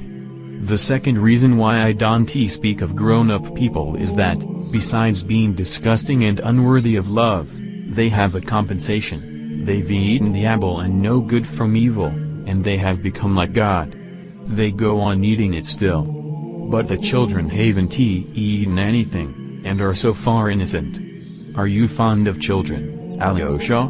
I know you are, and you will understand why I prefer to speak of them. If they, too, suffer horribly on earth, they must suffer for their father's sins, they must be punished for their fathers, who have eaten the apple, but that reasoning is of the other world and is incomprehensible for the heart of man here on earth. The innocent must not suffer for another's sins, and especially such innocence. You may be surprised at me, Alyosha, but I am awfully fond of children, too. And observe, cruel people, the violent, the rapacious, the Karamazovs are sometimes very fond of children. Children while they are quite little, up to 7, for instance, are so remote from grown-up people. They are different creatures, as it were, of a different species. I knew a criminal in prison who had, in the course of his career as a burglar, murdered whole families, including several children. But when he was in prison, he had a strange affection for them. He spent all his time at his window, watching the children playing in the prison yard. He trained one little boy to come up to his window and made great friends with him. You don't know why I am telling you all this, Alyosha? My head aches and I am sad. You speak with a strange air, observed Alyosha uneasily, as though you were not quite yourself. By the way, a Bulgarian I met lately in Moscow, Ivan went on, seeming not to hear his brother's words, told me about the crimes committed by Turks and Circassians in all parts of Bulgaria through fear of a general rising of the Slavs. They burn villages, murder, outrage women and children, they nail their prisoners by the ears to the fences, leave them so till morning, and in the morning they hang them, all sorts of things you can't imagine. People talk sometimes of bestial cruelty, but that as a great injustice and insult to the beasts. A beast can never be so cruel as a man, so artistically cruel.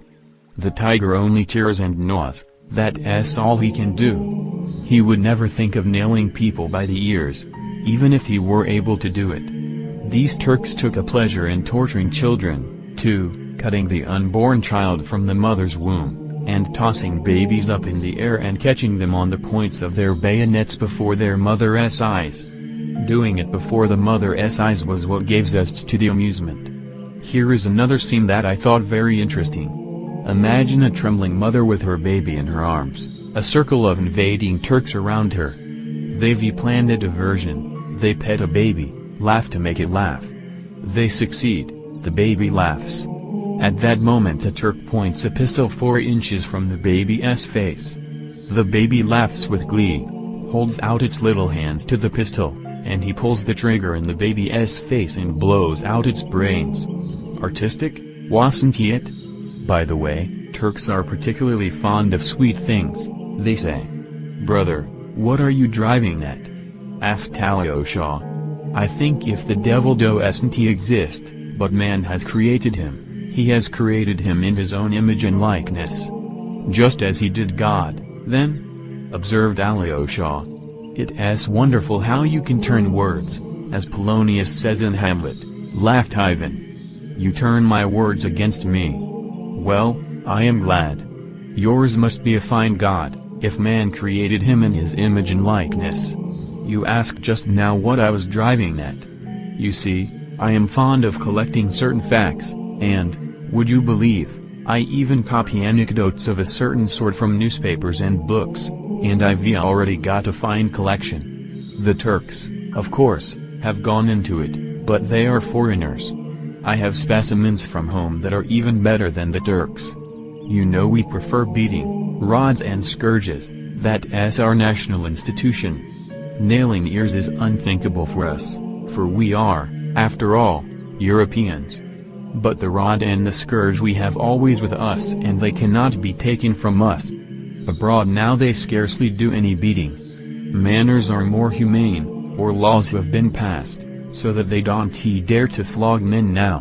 But they make up for it in another way just as national as ours. And so national that it would be practically impossible among us, though I believe we are being inoculated with it, since the religious movement began in our aristocracy. I have a charming pamphlet, translated from the French, describing how, quite recently, 5 years ago, a murderer, Richard, was executed, a young man, I believe, of 23, who repented and was converted to the Christian faith at the very scaffold. This Richard was an illegitimate child who was given as a child of 6 by his parents to some shepherds on the Swiss mountains. They brought him up to work for them. He grew up like a little wild beast among them. The shepherds taught him nothing, and scarcely fed or clothed him, but sent him out at 7 to herd the flock in cold and wet, and no one hesitated or scrupled to treat him so. Quite the contrary, they thought they had every right, for Richard had been given to them as a chattel, and they did not even see the necessity of feeding him. Richard himself describes how in those years, like the prodigal son in the Gospel, he longed to eat of the mash given to the pigs, which were fattened for sale. But they wouldn't even give him that, and beat him when he stole from the pigs. And that was how he spent all his childhood and his youth, till he grew up and was strong to go away and be a thief. The savage began to earn his living as a day laborer in Geneva. He drank what he earned, he lived like a brute, and finished by killing and robbing an old man. He was caught, tired, and condemned to death. They are not sentimentalists there. And in prison he was immediately surrounded by pastors, members of Christian brotherhoods, philanthropic ladies, and the like. They taught him to read and write in prison, and expounded the gospel to him. They exhorted him, worked upon him, drummed at him incessantly, till at last he solemnly confessed his crime. XC 253:5. What comfort is to me that there are none guilty, and that cause follows effect simply and directly, and that I know it. I must have justice, or I will destroy myself. And not justice in some remote infinite time and space, but here on earth, and that I could see myself. I have believed in it. I want to see it, and if I am dead by then, let me rise again, for if it all happens without me, it will be too unfair. Surely I haven't suffered, simply that I, my crimes and my sufferings, may manure the soil of the future harmony for somebody else. I want to see with my own eyes the hind lie down with the lion and the victim rise up and embrace his murderer. I want to be there when everyone suddenly understands what it has all been for. All the religions of the world are built on this longing, and I am a believer. But then there are the children, and what am I to do about them? That's a question I can't answer. For the 100th time I repeat, there are numbers of questions, but I've only taken the children, because in their case what I mean is so unanswerably clear. Listen. If all must suffer to pay for the eternal harmony, what have children to do with it? Tell me, please. It's beyond all comprehension why they should suffer, and why they should pay for the harmony. Why should they, too, furnish material to enrich the soil for the harmony of the future? I understand solidarity in sin among men. I understand solidarity in retribution, too, but there can be no such solidarity with children. And if it is really true that they must share responsibility for all their father's crimes, such a truth is not of this world and is beyond my comprehension. Some jester will say, perhaps, that the child would have grown up and have sinned, but you see he didn't grow up. He was torn to pieces by dogs, at 8 years old. Oh, Alyosha, I am not blaspheming. I understand, of course, what an upheaval of the universe it will be, when everything in heaven and earth blends in one hymn of praise and everything that lives and has lived cries aloud, Thou art just, O Lord, for thy ways are revealed.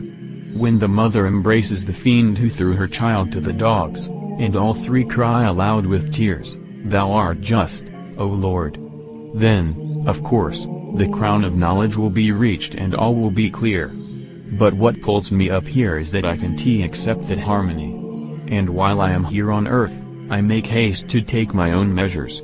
You see, Alyosha, perhaps it really may happen that if I live to that moment, or rise again to see it, I, too, perhaps may cry aloud with the rest, looking at the mother embracing the child's torturer, Thou art just, O Lord. But I don't want to cry aloud then. While there is still time, I hasten to protect myself, and so I renounce the higher harmony altogether. It's not worth the tears of that one tortured child who beats itself on the breast with its little fist and prayed in its stinking outhouse, with its unexpiated tears to dear kind God. It's not worth it, because those tears are unatoned for. They must be atoned for, or there can be no harmony. But how? How are you going to atone for them? Is it possible? By their being avenged? But what do I care for avenging them? What do I care for a hell for oppressors? What good can hell do, since those children have already been tortured. And what becomes of harmony, if there is hell? I want to forgive. I want to embrace. I don't want more suffering. And if the sufferings of children go to swell the sum of sufferings which was necessary to pay for truth, then I protest that the truth is not worth such a price. I don't want the mother to embrace the oppressor who threw her son to the dogs. She dare not forgive him. Let her forgive him for herself, if she will. Let her forgive the torturer for the immeasurable suffering of her mother's heart. But the sufferings of her tortured child she has no right to forgive. She dare not forgive the torturer, even if the child were to forgive him. And if that is so, if they dare not forgive, what becomes of harmony? Is there in the whole world a being who would have the right to forgive and could forgive? I don't want harmony. From love for humanity I don't want it. I would rather be left with the unavenged suffering. I would rather remain with my unavenged suffering and unsatisfied indignation, even if I were wrong. Besides, too high a price is asked for harmony. It's beyond our means to pay so much to enter on it. And so I hasten to give back my entrance ticket, and if I am an honest man I am bound to give it back as soon as possible. And that I am doing. It's not God that I don't accept, Alyosha, only I most respectfully return him the ticket. That's rebellion, murmured Alyosha, looking down. Rebellion? I am sorry you call it that, said Ivan earnestly. One can hardly live in rebellion, and I want to live. Tell me yourself, I challenge you, answer. Imagine that you are creating a fabric of human destiny with the object of making man happy in the end, giving them peace and rest at last, but that it was essential and inevitable to torture to death only one tiny creature, that baby beating its breast with its fist, for instance, and to found that edifice on its unavenged tears. Would you consent to be the architect on those conditions? Tell me, and tell the truth. No, I wouldn't consent, said Alyosha softly. And can you admit the idea that men for whom you are building it would agree to accept their happiness on the foundation of the unexpiated blood of a little victim? And accepting it would remain happy forever? No, I can't admit it. Brother, said Alyosha suddenly, with flashing eyes, you said just now, is there a being in the whole world who would have the right to forgive and could forgive? But there is a being and he can forgive everything, all and for all, because he gave his innocent blood for all and everything. You have forgotten him, and on him is built the edifice, and it is to him they cry aloud, Thou art just, O Lord, for thy way are revealed. Ah! The one without sin and his blood. No, I haven't forgotten him. On the contrary, I've been wondering all the time how it was you did not bring him in before, for usually all arguments on your side put him in the foreground. Do you know? Alyosha, don't laugh. I made a poem about a year ago. If you can waste another 10 minutes on me, I'll tell it to you. You wrote a poem? Oh, no, I didn't write it, laughed Ivan, and I've never written 2 lines of poetry in my life. But I made up this poem in prose and I remembered it. I was carried away when I made it up. You will be my first reader, that is, listener. Why should an author forego even one listener? Smiled Ivan. Shall I tell it you? I am all attention, said Alyosha. My poem is called The Grand Inquisitor. It's a ridiculous thing, but I want to tell it to you. Z.B. Grand Inquisitor, taken from the 1980 Survival Course lecture on Nietzsche.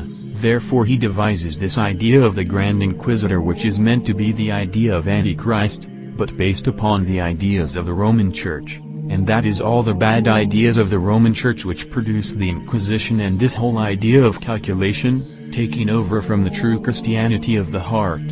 So he produces this very somehow, sort of revolutionary idea of a dictatorship in which people are given bread and circuses with, and maybe even given religion, but there's no reality behind it, that is, there's no eternal life, no God. And the people are fooled to keep them quiet. 258-9, he came in softly, unobserved, and yet, strange to say, everyone recognized him. That might be one of the best passages in the poem. I mean, why they recognize him. The people are irresistibly drawn to him. They surround him. They flock about him, follow him. He moves silently in their midst with a gentle smile of infinite compassion. The sun of love burns in his heart. Light and power smile from his eyes, and their radiance, shed on people, stirs their hearts with responsive love. He holds out his hands to them, blesses them, and a healing virtue comes from contact with him, even with his garments. An old man in the crown, blind from childhood, cries out, "O Lord, heal me and I shall see thee." And, as it were, scales fall from his eyes and the blind man see him. The crowd weeps and kisses the earth under his feet. Children throw flowers before him, sing, and cry Hosanna. It is he, it is he. All repeat. It must be he, it can be no one but him.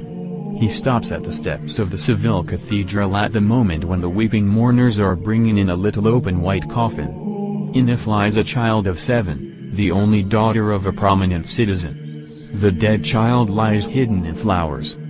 "He will raise your child," the crowd shouts to the weeping mother. The priest, coming to meet the coffin, looks perplexed, and frowns, but the mother of the dead child throws herself at his feet with a wail. "If it thou, raise my child," she cries, hold out her hands to him. The procession halts, the coffin is laid on the steps at his feet. He looks with compassion, and his lips once more softly pronounce, "Maiden, arise." And the maiden arises. The little girl sits up in the coffin and looks around, smiling with wide-open wondering eyes, holding a bunch of white roses they had put in her hand. There are cries, sobs, confusion among the people, and at that moment the cardinal himself, the Grand Inquisitor, passes by the cathedral. He is an old man, almost 90, tall and erect, with a withered face and sunken eyes, in which there is still a gleam of light.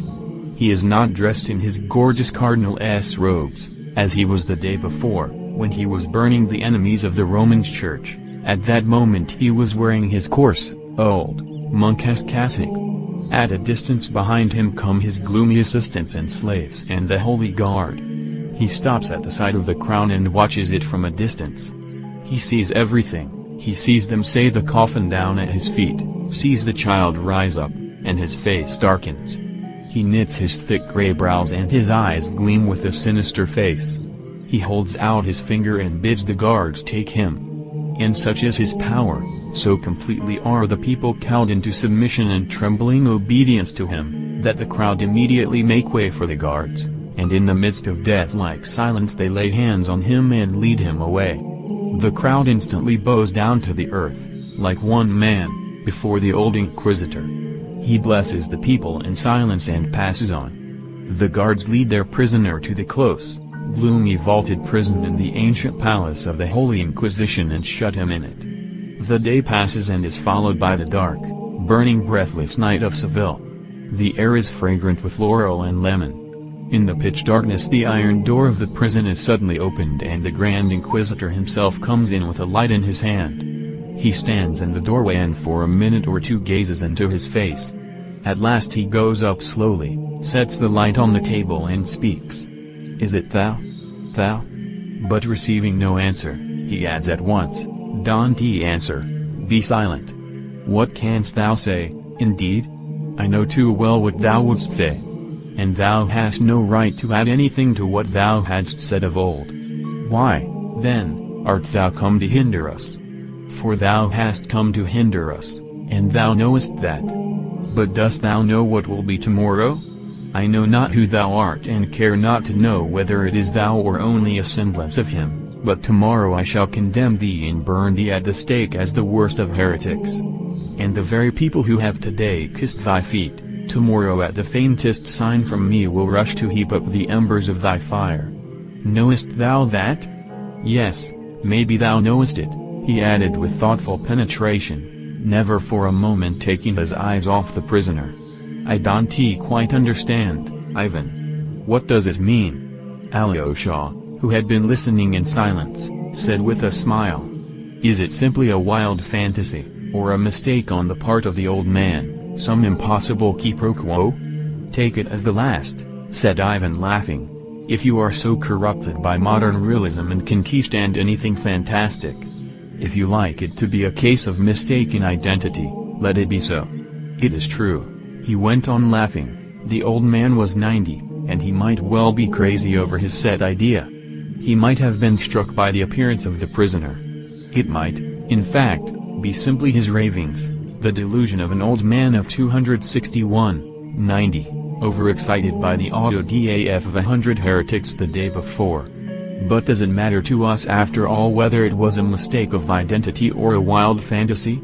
All that matters is that the old man should speak out, should speak openly of what he has thought in silence for 90 years. And the prisoner too is silent? Does he look at him and not say a word?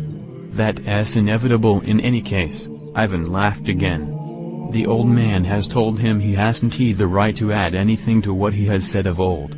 One may say it is the most fundamental feature of Roman Catholicism, in my opinion at least.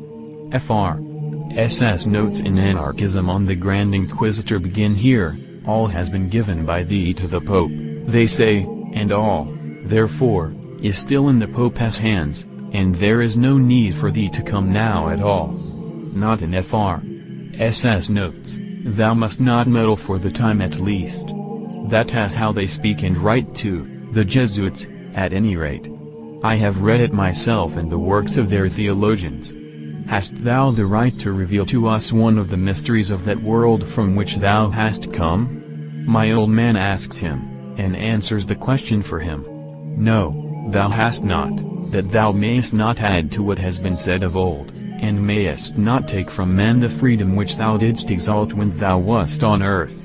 Whatsoever thou revealest anew will encroach on men's freedom of faith, for it will be manifest as a miracle, and the freedom of their faith was dearer to thee than anything in those days 1500 years ago. Didst thou not often say then, I will make you free? But now thou hast seen these free men, the old man adds suddenly, with a pensive smile. Yes, we've paid dearly for it, he goes on, looking sternly at him. But at last we have completed that work in thy name. For 15 centuries we have been wrestling with thy freedom, but now it is ended and over for good. Dost thou not believe that it is over for good? Thou lookest meekly at me and deignest not even to be wroth with me. But let me tell thee that now, today, people are more persuaded than ever that they have perfect freedom, yet they have brought their freedom to us and laid it humbly at our feet. But that has been our doing. Was this what thou didst? Was this thy freedom? I don't understand again, Alyosha broke in. Is he ironical? Is he jesting? Not a bit of it. He claims it as a merit for himself and his church that at last they have vanquished freedom and have done so to make men happy. For now, he is speaking of the Inquisition. Of course, for the first time it has become possible to think of the happiness of men. Man was created a rebel. And how can rebels be happy? Thou wast warned, he says to him. Thou hast no lack of admonitions and warnings, but thou didst not listen to those warnings, thou didst reject the only way by which men might be made happy. But, fortunately, departing thou didst hand the work on to us. Thou hast promised, thou hast established by thy word, thou hast given to us the right to bind and to unbind, and now, of course, thou canst not think of taking it away. Why, then, hast thou come to hinder us? And what is the meaning of no lack of admonitions and warnings? Asked Alyosha. Why, that's the chief part of what the old man must say. The wise and dread spirit, the spirit of self-destruction and non-existence, the old man goes on, the great spirit talked with thee in the wilderness, and we are told in the books that he tempted thee. Is that so?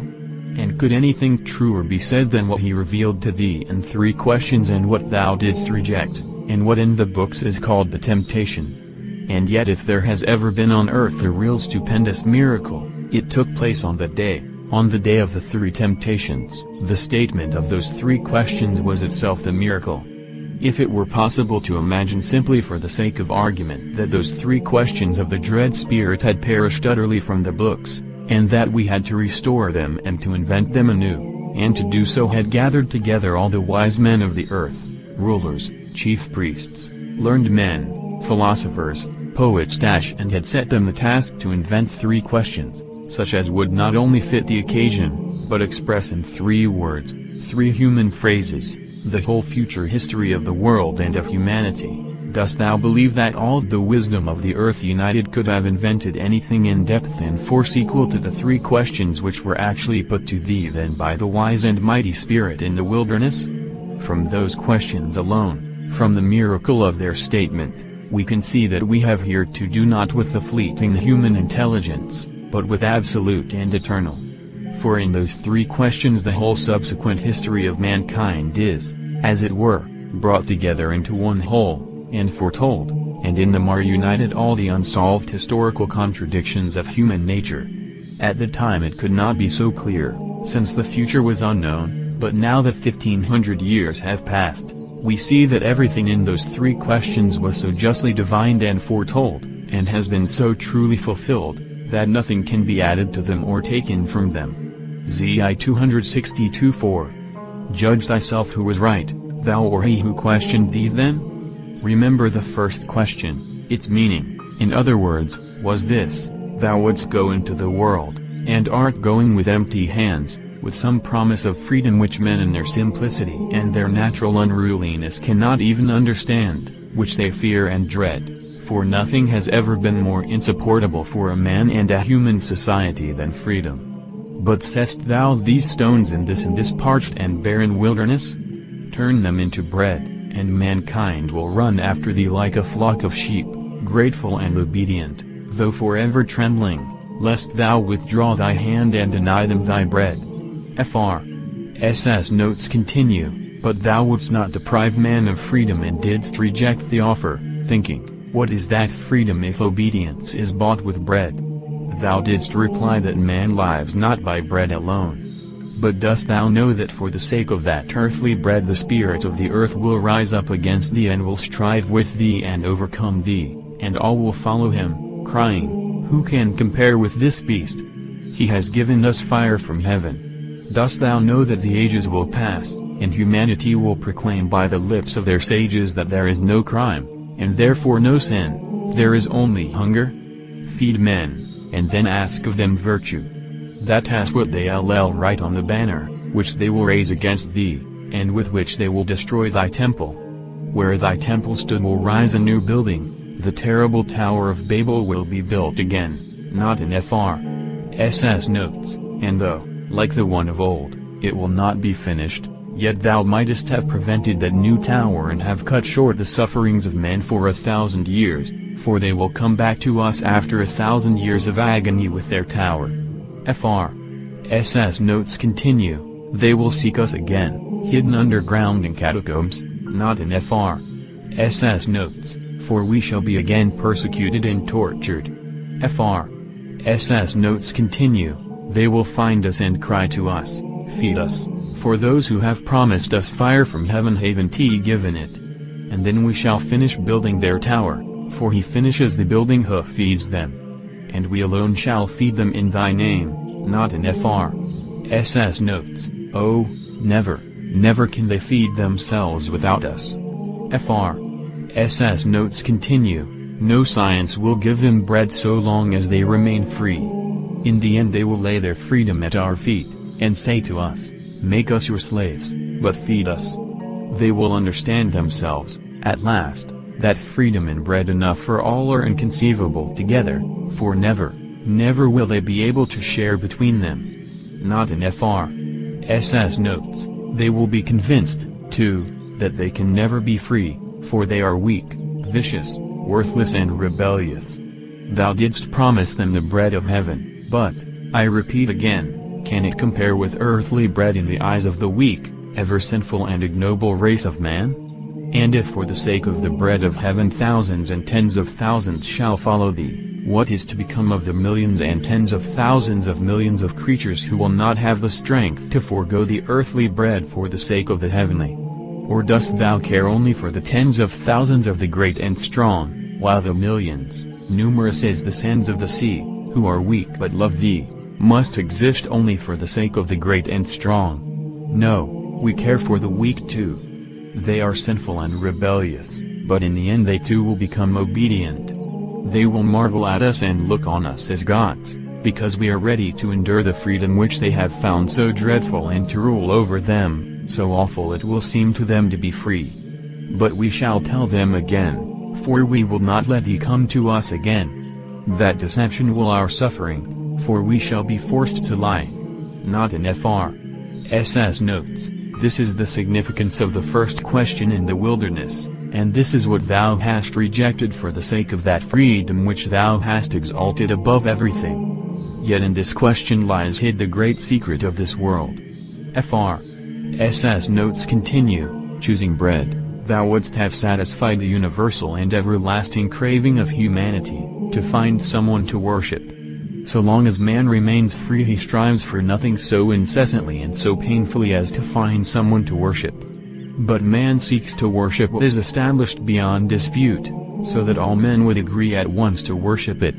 Not in Fr.S.S. notes, for these pitiful creatures are concerned not only to find what one or the other can worship, but to find something that all would believe in and worship. What is essential is that all may be together in it. This craving for community of worship is the chief misery of every man individually and of all humanity from the beginning of time. For the sake of common worship they've slain each other with the sword. They have set up gods and challenged one another, put away your gods and come and worship ours, or we will kill you and your gods. And so it will be to the end of the world, even when gods disappear from the earth, they will fall down before idols just the same. Thou didst know, thou couldst not but have known, this fundamental secret of human nature, but, Fr.S.S. notes continue, thou didst reject the one infallible banner which was offered thee to make all men bow down to thee alone, the banner of earthly bread, and thou hast rejected it for the sake of the freedom and the bread of heaven. Not in Fr.S.S. notes, behold what thou didst further. And all again in the name of freedom. I tell thee that man is tormented by no greater anxiety than to find someone quickly to whom he can hand over that gift of freedom with which the ill-fated creature is born. But, Fr.S.S. notes continue, only one who can appease their conscience can take over their freedom. Not in Fr.S.S. notes, in bread there was offered thee an invincible banner. Fr.S.S. notes continue, give bread, and man will worship thee, for nothing is more certain than bread. But if someone else gains possession of his conscience, oh! Then he will cast away thy bread and follow after him who has ensnared his conscience. In that thou wast right. For the secret of man's being is not only to live but to have something to live for. Without a stable conception of the object of life, man would not consent to go on living, and would rather destroy himself than remain on earth, though he had bread in abundance. Not in Fr.S.S. notes, that is true. But what happened? Instead of taking men's freedom from them, thou didst make it greater than ever.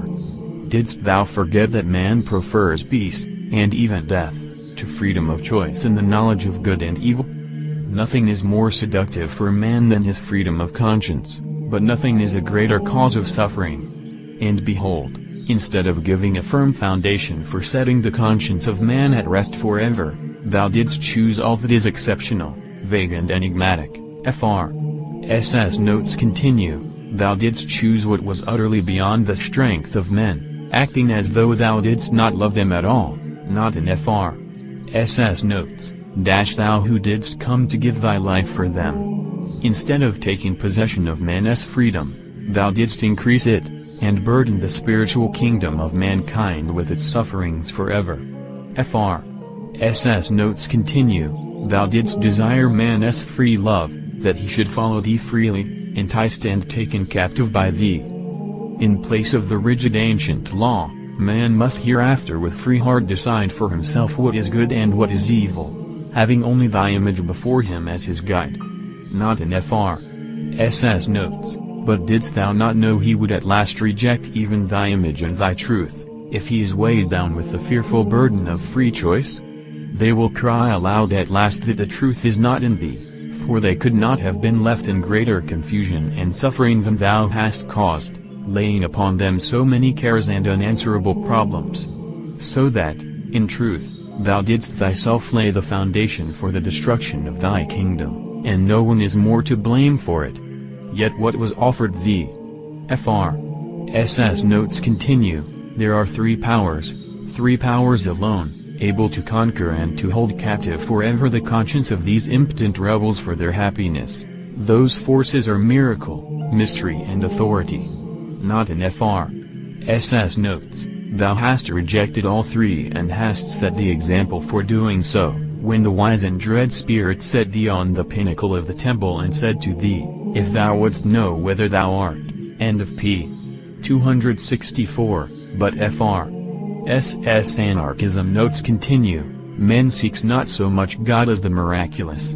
And as man cannot bear to be without the miraculous, he will create new miracles of his own for himself, and will worship deeds of sorcery and witchcraft, though he might be 100 times a rebel, heretic and infidel. Thou wouldst not enslave man by a miracle, and didst crave faith given freely, not based on miracle. Man is weaker and baser by nature than thou hast believed him. By showing him so much respect, thou didst, as it were, cease to feel for him, for thou didst ask far too much from him. Thou who hast loved him more than thyself, respecting him less, thou wouldst have asked less of him. That would have been more like love, for his burden would have been lighter. Canst thou have simply come to the elect and for the elect? But if so, it is a mystery and we cannot understand it. We have corrected thy work and have founded it upon miracle, mystery and authority. Did we not love mankind, so meekly acknowledging their feebleness, lovingly lightening their burden, and permitting their weak nature even sin with our sanction? We took from him what thou didst reject and scorn, that last gift he offered thee, showing thee all the kingdoms of the earth. We took from him Rome and the sword of Caesar, and proclaimed ourselves sole rulers of the earth. But we shall triumph and shall be Caesars, and then we shall plan the universal happiness of man. All that man seeks on earth, that is, someone to worship, someone to keep his conscience, and some means of uniting all in one unanimous ant heap, for the craving for universal unity is the third and last anguish of men. Mankind as a whole has always striven to organize a universal state. Oh, the ages are yet to come of the confusion of free thought, of their science and cannibalism. For having begun to build their Tower of Babel without us, they will end, of course, with cannibalism. But then the beast will crawl to us and lick our feet. And we shall sit upon the beast and raise the cup, and on it will be written, Mystery. But then, and only then, the reign of peace and happiness will come for men. Thou art proud of thine elect, while we give rest to all. And besides, how many of those elect, those mighty ones who could become elect, have grown weary waiting for thee, and have transferred and will transfer the powers of their spirit and the warmth of their heart to the other camp, and end by raising their free banner against thee. Freedom, free thought, and science will lead them into such straits and will bring them face to face with such marvels and insoluble mysteries, that some of them, the fierce and rebellious, will destroy themselves, others, rebellious but weak, will destroy one another, while the rest, weak and unhappy, will crawl fawning to our feet and whine to us, Yes, you were right. You alone possess his mystery, and we come back to you, save us from ourselves.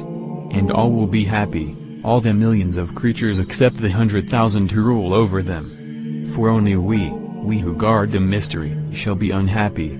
Peacefully they will die, peacefully they will expire in thy name, and beyond the grave they will find nothing but death. But we shall keep the secret, and for their happiness we shall allure them with the reward of heaven and eternity. The Grand Inquisitor will lead men consciously to death and destruction, and yet deceive them all the way so that they may not notice where they are being led, that the poor blind creatures may at least on the way think themselves happy. Zi. Continued from Nietzsche lecture tape, the Grand Inquisitor says, how can you love humanity? It's just awful, or, loathsome kind of creature, this fallen creature? You can take care of them and give them everything they need, but how can you love them? And Christ is the one who loves humanity.